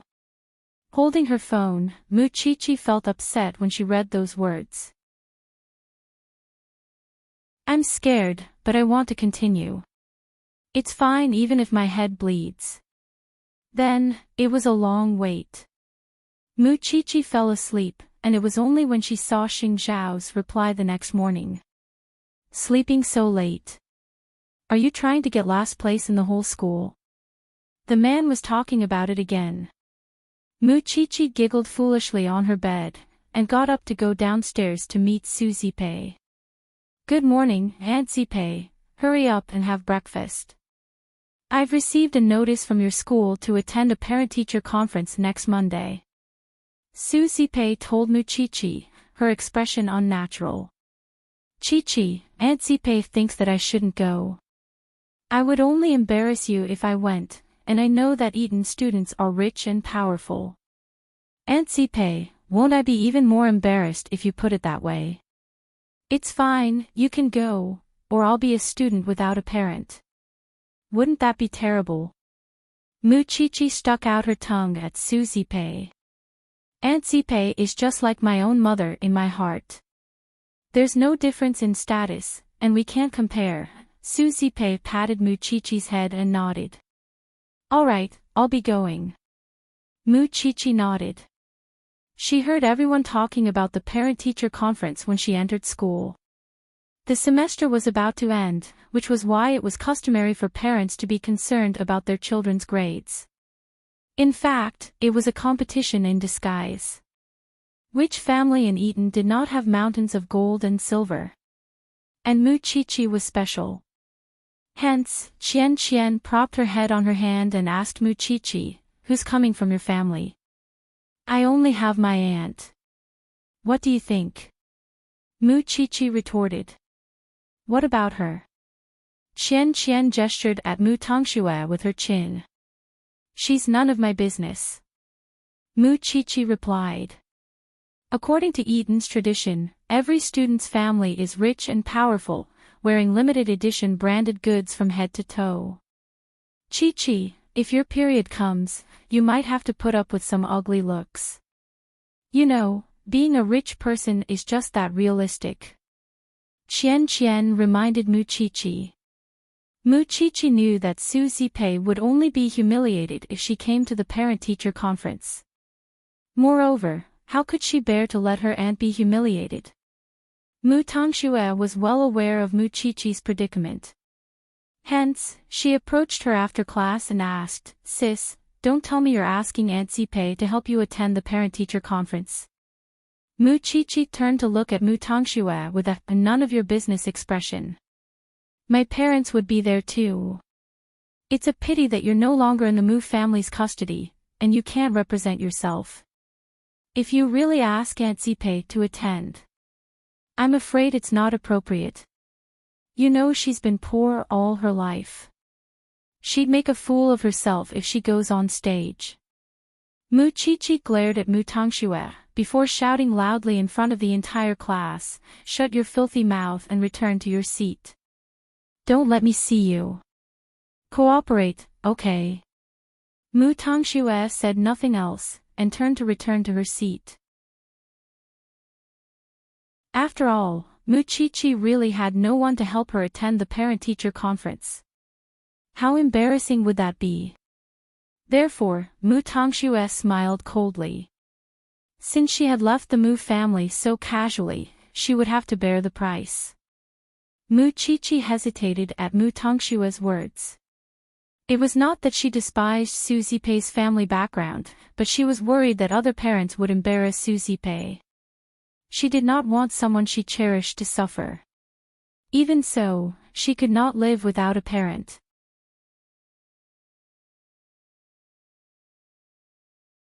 Chapter 49. Let your aunt go, and she has to go. But Mu Qiqi was very worried that Su Zipei would be mocked by others, especially Mama Mu. She did not want her aunt to suffer such humiliation. Leave the rest to Jingyun. Would Jingyun spare her aunt a few days' worth of mockery? Mu Qiqi knew very well that the elegance and composure of nobles emanated from their very bones, while Su Zipei's aura was very simple. Even if she did not know how it would turn out, she could not do without her parents.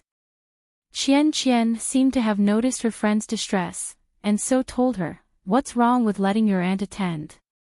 What's the point of being richer now? If you're afraid of being bullied by White Lotus Mu, I can tell my parents to take care of your aunt." Mu Qiqi could not help smiling at that. "It's good enough that you're so considerate. I'll think of something myself." In fact, Qian was right. At most, if someone bullied her aunt, she would fight them to the death.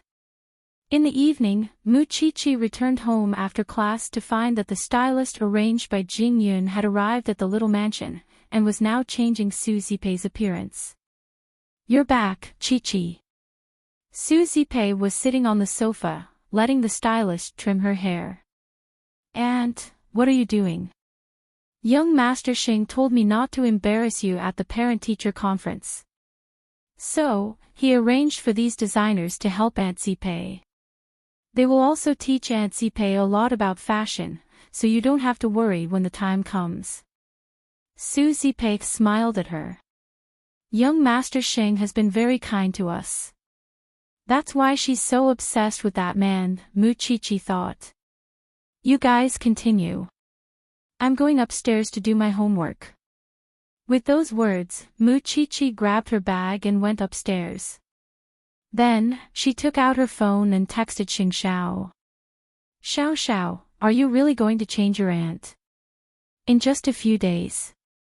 Xing Xiao did not reply to Mu Qiqi when he received the message. Judging from the little one's excitement, she must be looking forward to the parent-teacher conference in a few days. Seeing that Xing Xiao was not giving up, Mu Qiqi decided not to be discouraged. If worse came to worst, she would do her best to protect Su Zipei if she was bullied.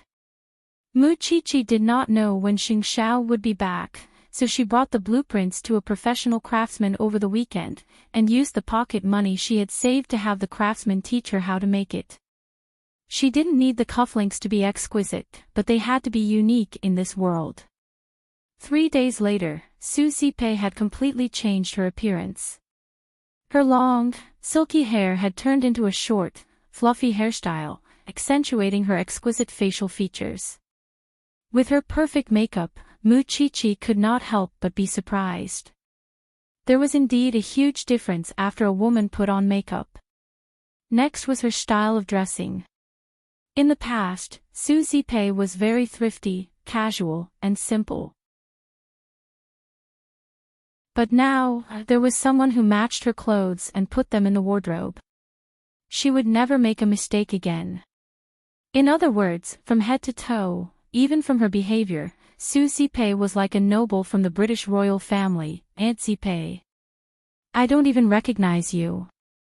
Muchichi could not help exclaiming when she saw Suzie's transformation. Then, a slender figure walked behind Muchichi and held her wriggling shoulders.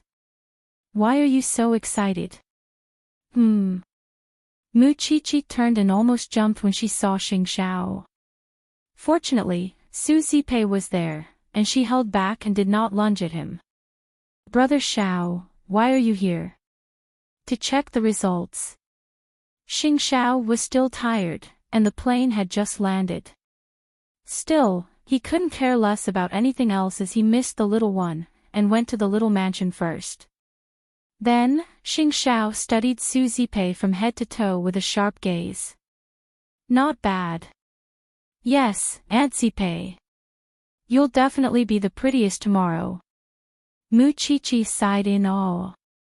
But Xiao, no, I mean, Brother Xiao, what if someone else hits on you? Stay aloof the whole time, and look at others as if I'm looking down on all of you. Don't respond to what others say, especially Mama Moo's provocations. Remember, everyone but you will be a joke tomorrow. Not to mention Suzie, even Muchichi felt her blood boiling after hearing that. Of course, Muchichi and Suzie were complementary, and Suzie could not do without Muchichi's cooperation. And you? Xingxiao turned to look at Muchichi and told her, you must look at others with the attitude of, my aunt is so noble and cold, you must hold back if you can't accept it. You must remain calm even in the face of Mu Tongshue's provocation, and radiate calmness from your bones. Muchichi nodded at that. I understand. Brother Xiao. If that's the case, I'll watch your performance tomorrow. I'm going back to the Xing family. In just a few short minutes, Xingxiao was about to leave when Muchichi stopped him. Do you want to eat before you leave? There's something else. Xingxiao said, and mouthed to Muchichi, see you tonight. Muchichi nodded and did not stop him. I'll see you out, save your strength for the parent-teacher conference tomorrow. With those venomous words, Xingxiao turned and left. Muchichi wanted to see Xingxiao at all times, but he was really too busy. Young Master Xing is such a good person. It must be hard on him to take care of us alone when he's so busy. I only hope that he could find a beautiful young lady and live happily ever after. Muchichi couldn't help asking Suzie at that. Auntie, what kind of girl do you think Brother Xiao is suitable for? Suzie thought about it and shook her head.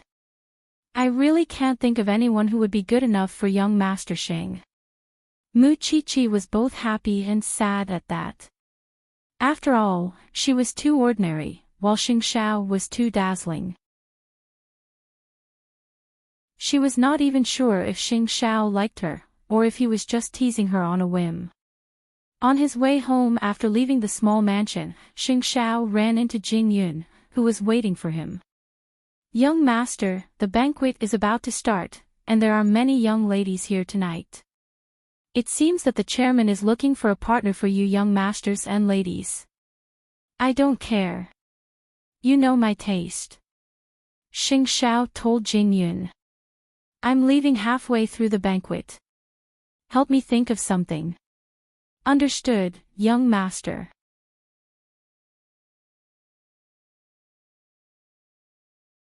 Chapter 50. At the celebration banquet, the chips clashed and goblets clattered. Xingxiao sat in a corner bored, completely unwilling to join such a boring and time-wasting gathering. When Papa Xing saw that Xingxiao was sitting in a corner, he gestured for a few single girls to come over and strike up a conversation. Many of the socialites had the heart but not the guts.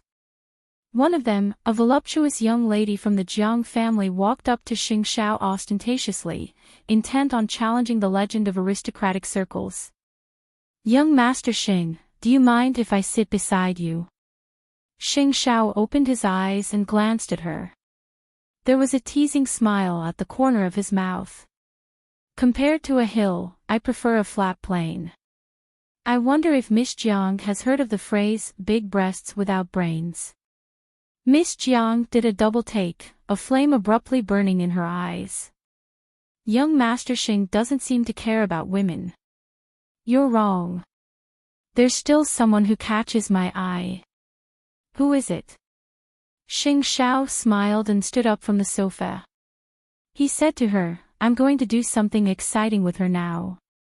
Are you coming with me?" Miss Jiang's expression was complicated and distressed. There was no one like Xing Xiao who was unrestrained and unafraid of offending anyone. But it was precisely because of his terrible character that he attracted a lot of attention.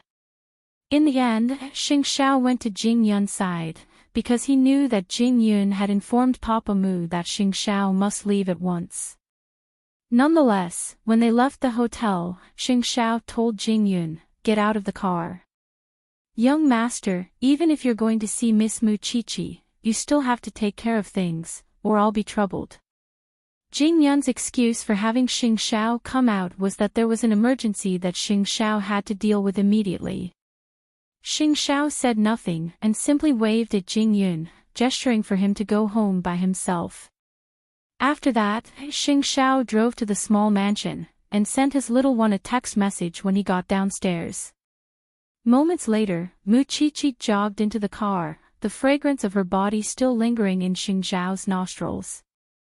Still, it was much more relaxing than the expensive perfumes that women wore, and Xing Xiao couldn't help putting his hand on Mu Chi-Chi's shoulder. "It smells so good. Use this from now on, and don't change it." Mu Chi-Chi knew at once when she saw his retro black suit that he had come from some big occasion. "Are you not busy?" Xing Xiao retracted his head and said proudly, "Then I'm leaving, don't go." Mu Chi-Chi quickly grabbed him. "It wasn't easy for me to see you. Aren't you afraid of your aunt?" Xing Xiao glanced sideways at her and asked. "I'm scared, but I can't control my heart either." "Your heart is already under my control," Xing Xiao told her directly. When Mu Chi-Chi heard that, she immediately lowered her head and muttered, "What about your heart?" Pretending not to hear it, Xing Xiao leaned on Mu Chi-Chi's shoulder and closed his eyes to rest. Mu Chi-Chi did not ask further, because she knew that it was one-sided. She wanted to like him, and even if he did not respond, her heart would not change. After a long while, Xing Xiao spoke again, "Don't forget your past and your dreams because of me." Mu Chi-Chi was a little disappointed at that, but she quickly took out a small gift box from her pocket and gave it to Xing Xiao. "This is for you." "What is it?" Xing Xiao took it and opened it to see that it was a cufflink. He looked very used to it. "I made it myself," Mu Chi-Chi added. Xing Xiao simply put it in his coat pocket and said nothing else, turning to Mu Chi-Chi. "Go back. Your aunt will come looking for you later." "Xiao Xiao, aren't you afraid?" Mu Chi-Chi sat in the car and did not move. It was then that Xing Xiao reached out and hooked his arm around her neck, pulling her closer. "I've told you before. Don't think about getting out alone since you dragged me into hell." "I didn't want to get out alone," Mu Chi-Chi said, feeling wronged. "But I don't dare to ask anything from Xiao Xiao. I can only be careful." Perhaps drunk, Xing Xiao simply picked Mu Chi-Chi up and placed her on his lap. Mu Chi-Chi did a double take. She had never sat on Xing Xiao in such a position. Even so, they could clearly feel each other's warmth. Mu Chi-Chi could also smell the scent of red wine on Xing Xiao's body. "You drank." Xing Xiao was about to say something when he saw someone passing by the woods. He quickly put Muchichi back on her seat and said to her after the person left, "Go back. I'll come back tomorrow night." "Okay." Muchichi nodded. Then, she opened the door and got out of the car. She watched as Xing Xiao drove away, feeling complicated and upset. It was clearly shameful and she had to be careful. Why did she plunge headfirst into it? Soon, Muchichi returned to her room. Xing Xiao did not react even after she gave him the gift. He probably would not like something made by a child like her. In fact, she would not know that Xing Xiao parked his car by the roadside after he left the little mansion. He took out a small box from his coat and touched the cufflinks inside. After all, it was the first time Xing Xiao had received something made by someone else since he was a child. Although the design of the cufflinks was not very impressive and even looked adorably ugly, Xing Xiao put them in the pocket of his suit, close to his heart.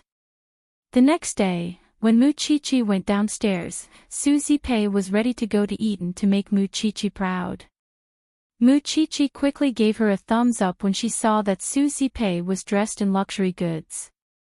"You're so beautiful today. It's good that you like it. But it's too expensive and I'm afraid I'll break it." "Don't be nervous, Auntie Pei. Just do as Xiao. Brother Xiao said last night." Muchichi told Suzy Pei. "Don't worry, it won't break." Suzy Pei smiled and poked Muchichi's nose. "Don't worry. I know what to do. I won't drop the ball when it matters." Muchichi made an okay gesture and left the little mansion with Suzy Pei after breakfast.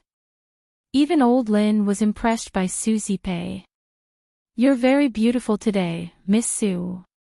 Suzy Pei smiled at old Lin as Xing Xiao taught her. That was how one's temperament came to be. Soon, they got into the car. Still, Muchichi, who had just told Suzy Pei not to be nervous, was now nervous herself.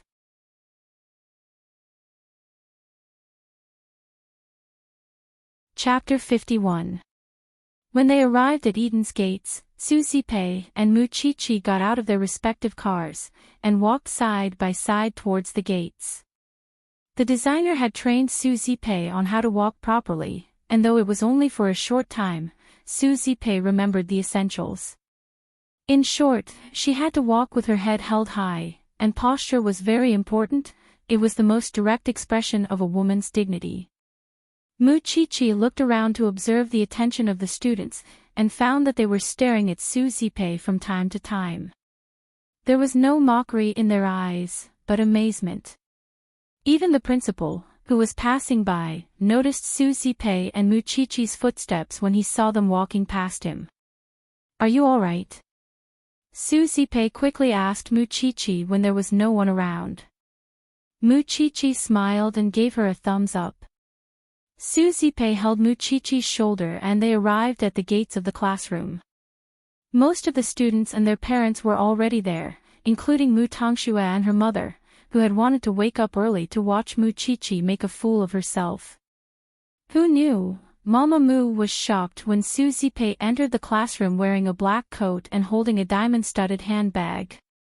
She could not believe her eyes.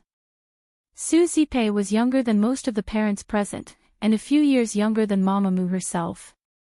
She was certainly more eye-catching than Mama Mu with her meticulous dressing and outstanding presence. "Schwapper, is that your aunt?" Mu Tongxue nodded and turned to her mother. "Yes, Mommy. I can't believe it." Mama Mu's chest was overflowing with indignation. Muchichi deliberately observed the mother and daughter's expressions and sneered. Sometimes, she could not help but wonder if she was born from her aunt, and had nothing to do with the mother and daughter. Qian quickly approached Muchichi when she saw her at her seat. "Your aunt is so beautiful. What are you afraid of?" "That's because you haven't seen how shameless some people are. I'm afraid that my aunt will be bullied." Mu Chi-Chi answered Qian quietly. Don't be afraid. Mommy and I are on your side. Hence, while everyone was waiting for their parents, Mama Mu quickly went to Su Zipei and told her, "Look, my sister looks extraordinary after dressing up." Even so, Su Zipei simply ignored Mama Mu. She simply held Mu Chi-Chi's shoulder and chatted happily with both of them. Utterly embarrassed, Mama Mu could only return to Mu Tangshua's side. That was when the other parents around them couldn't help laughing. After all, Su Zipei never even looked at Mama Mu. It was Qian's mother who asked, "The bag in your hand?" Mama Mu sneered at the side. After all, Su Zipei was a fat man who had been beaten up. He was only putting on a show. Perhaps he had even borrowed the bag or bought a fake one. How would he know the origin of such an expensive bag? Even a noblewoman like her who had been married to a rich family for many years would not be able to recognize those famous brands. However, Mama Mu did not expect that. Su Zipei smiled at him and then said, "That's right. The Queen of England once mentioned something similar. There are only two in the world. One is in the Queen's house, and the other is in my hands." "Oh my God, it's beautiful." Su Zipei lifted the bag and told Qian's mother, "Do you want to take a look? Is it really convenient?" Qian's mother was flattered. "Of course," Su Zipei said as she handed her purse to him. Qian carefully took it and flipped through it. Then, Mama Mu said, "Why not? It's all fake." "Fake? To tell the truth, my sister wouldn't be able to afford such a bag with her status," Mama Mu interrupted. Mama Mu interrupted. How could a woman who lives in the slums, and who has to deal with bedbugs afford such an expensive handbag? "Don't forget where you come from before you talk about me," Su Zipei retorted softly. "Are you going to tell everyone that you come from the slums too?" Mama Mu's face reddened at once. "If you could marry into a rich family, why can't I?" Su Zipei asked in return. "Or do you feel uncomfortable because I'm younger and prettier than you?" Mama Mu's face turned from crimson to red. "Well, which rich man did you marry, Aunt Zipei? We could visit him some other day." Mu Tangxue quickly helped her mother out of the predicament. "There's no need for that since we don't know each other that well. But a few months ago, wasn't my uncle still a hooligan who owed money everywhere and never returned it?"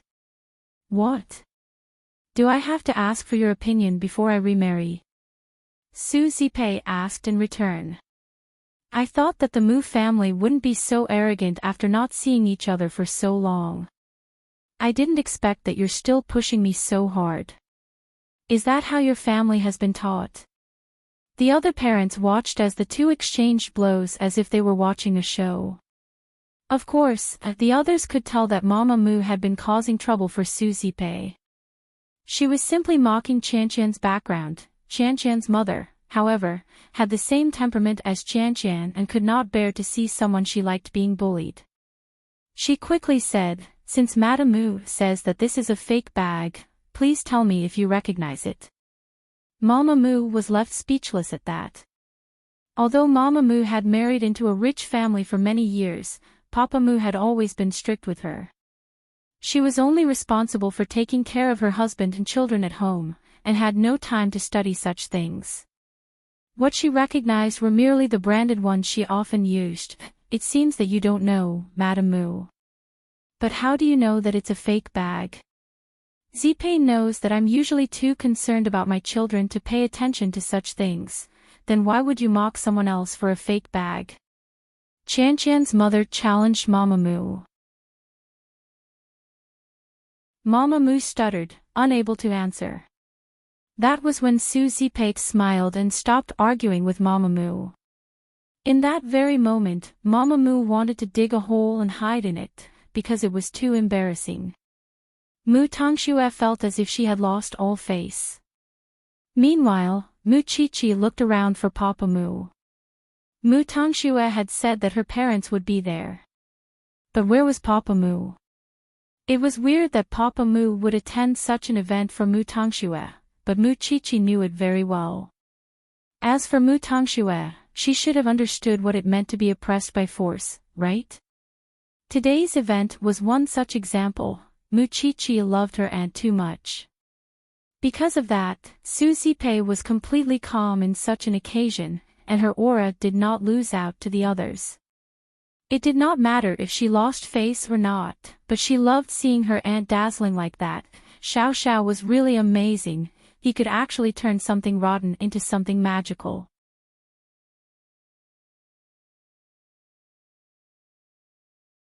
Chapter 52. Soon, the teacher entered the classroom. After exchanging greetings with the parents, other than communicating with them on how to guide their children in choosing a major and how to ease their children's nervousness, he also said something very important, and that was the guaranteed admission. The teacher's gaze was clearly on Mu Qiqi when she mentioned the words guaranteed admission. Her current results, as well as the important mathematics competition awards that she had won, were enough for her to qualify as a guaranteed student.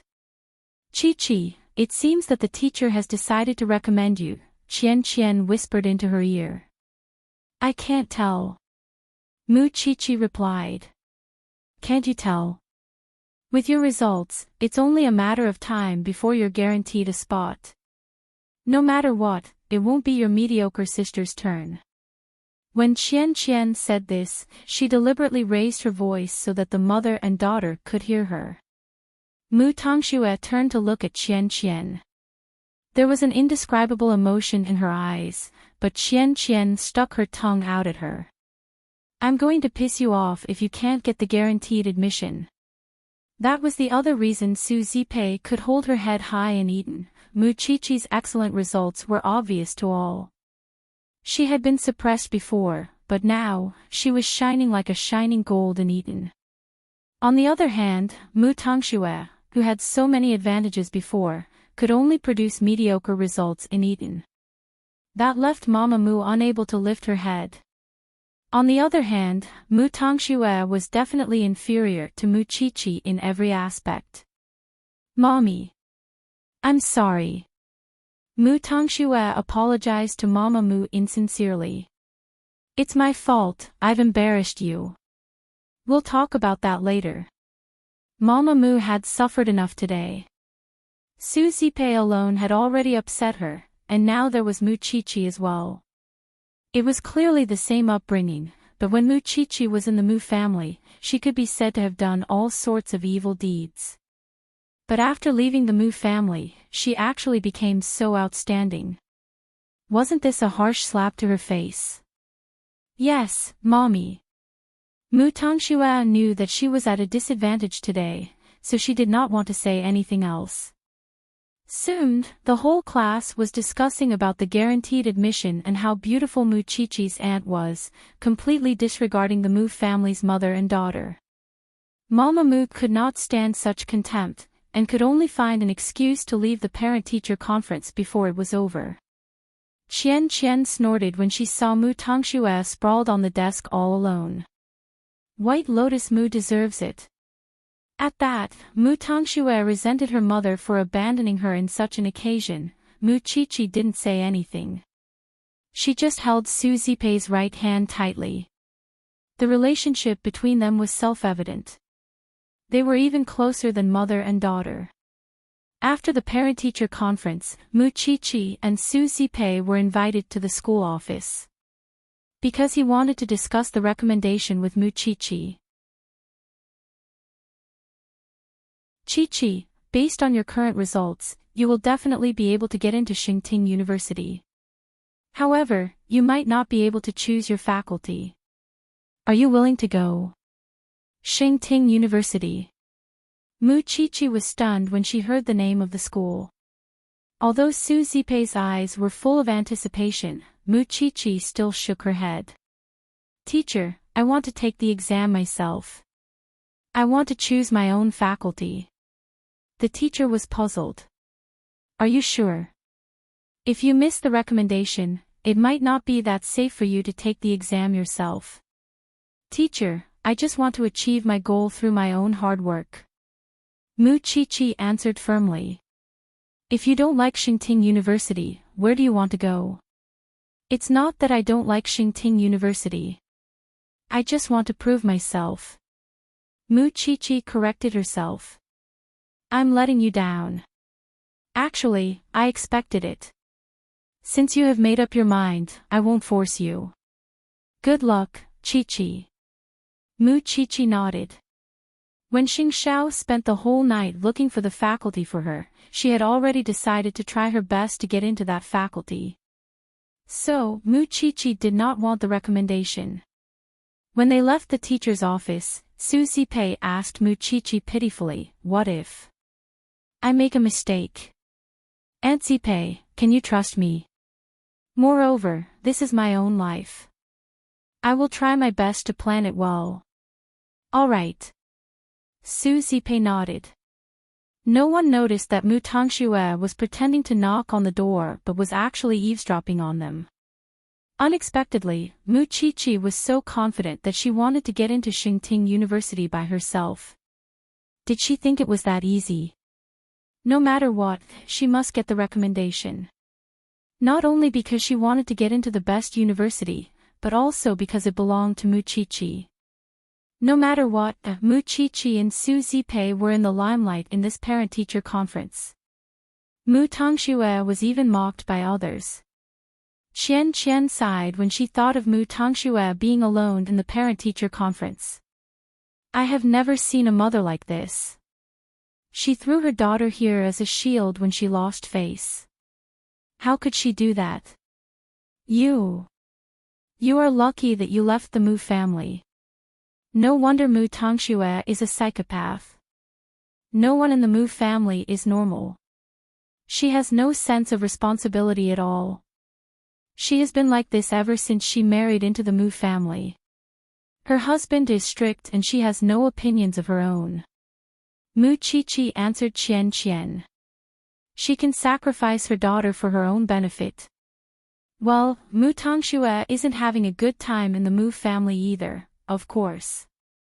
Mu Chi thought that Mu Tongxue had to bear all the negative emotions of the family after she left the Mu family. Did Mu Tongxue think that she could become the darling of the family?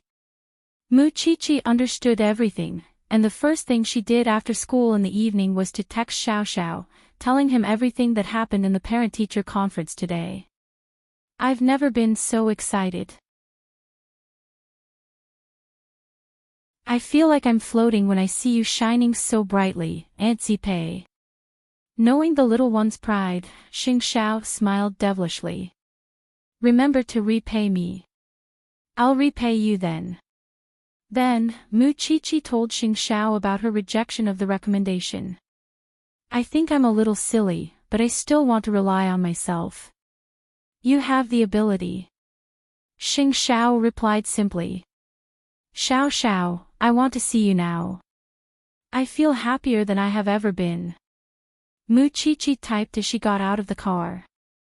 It was only then that she noticed that Xiao's car was parked outside the little mansion.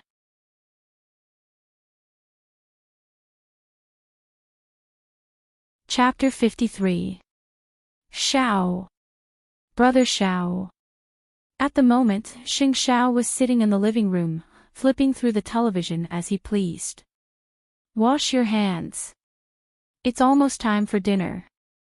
Su Zipei came out of the kitchen and told Mu Chi, who had lunged at her, before turning to enter the kitchen. Mu Chi walked up to Xiao, seizing the opportunity to hold his right hand. But she let go a second later, afraid that Su Zipei would notice. I'm going to change. Xiao gestured for her to hurry with his chin, his eyes unconsciously showing a hint of indulgence. Soon, Mu Chi changed and went downstairs. Su Zipei had already prepared the cutlery, and Xiao sat down at the dining table. Thank you so much, young Master Sheng. If it wasn't for you, our Mu Chi would have been bullied. Su Zipei thanked Xiao even as she took a seat. Look at you. You spend money and work hard. We really don't know how to repay you. It's fine. Mu Chi-Chi can pay me back in the future. Xing Xiao replied nonchalantly. On the surface, it sounded as if he was waiting for Mu Chi-Chi to grow up and work. Still, only Mu Chi-Chi and Xing Xiao knew the meaning behind his words. That was why Mu Chi-Chi blushed. To hide her blush, she had to bury her head in her bowl and pretend to be hungry. This child, eats slowly. Xing Xiao tilted his head and looked at Mu Chi-Chi. He smiled and continued eating. After a while, Mu Chi-Chi finished eating and quickly said to the two of them, "I'm done eating. I'll go upstairs to study. Young Master Xing, please don't forgive her. You've spoiled her rotten." "It's good that she's spoiled," Xing Xiao said with a hidden meaning. "I've told you before that I hope she can do whatever she wants in Jianchuan." "That's not right. You're going to get married and have children, and you can't stay by her side forever. You've done enough for us, young Master Sheng. I have nothing else to ask for, and I'm willing to work like a horse for you in the next life." Xing Xiao did not reply. In fact, the answer in his mind was that he did not want to work like a horse in the next life. That was too far away.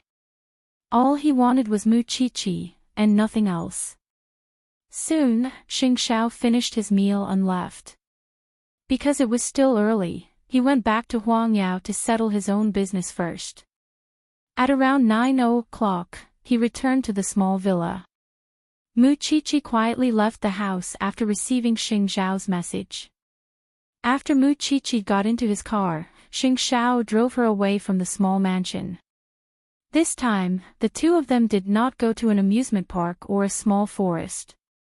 Instead, they went to the highest peak of Jianchuan to watch the night view. She could only sit in the car because it was too cold, but she was very excited to be able to overlook all of Jianchuan. Xiao Xiao, Xing Xiao did not say a word. He simply carried Mu Chi-Chi and placed her on his thighs.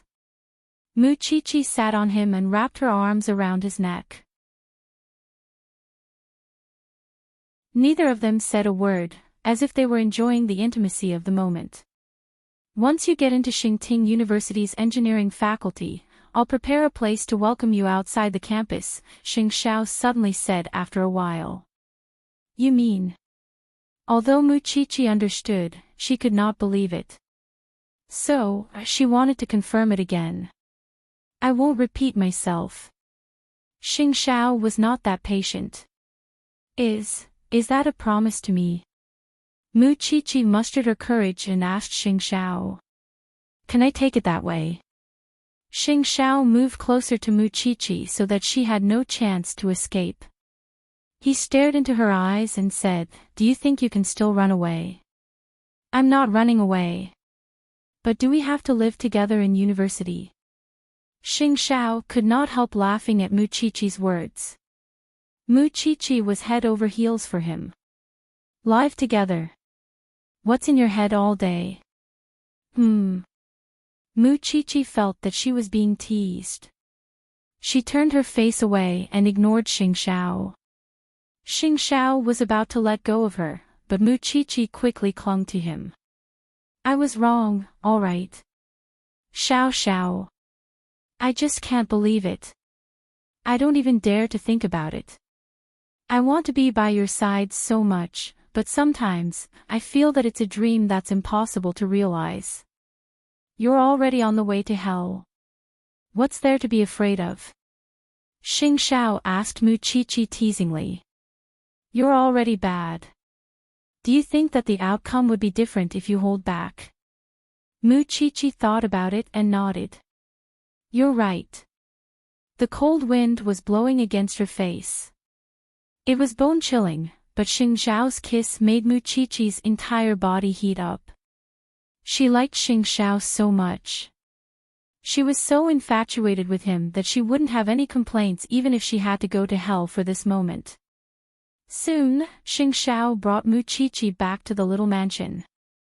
If anyone had noticed Mu Chi-Chi's lips, they would have known what she had done just now. However, Mu Chi-Chi was not so lucky this time.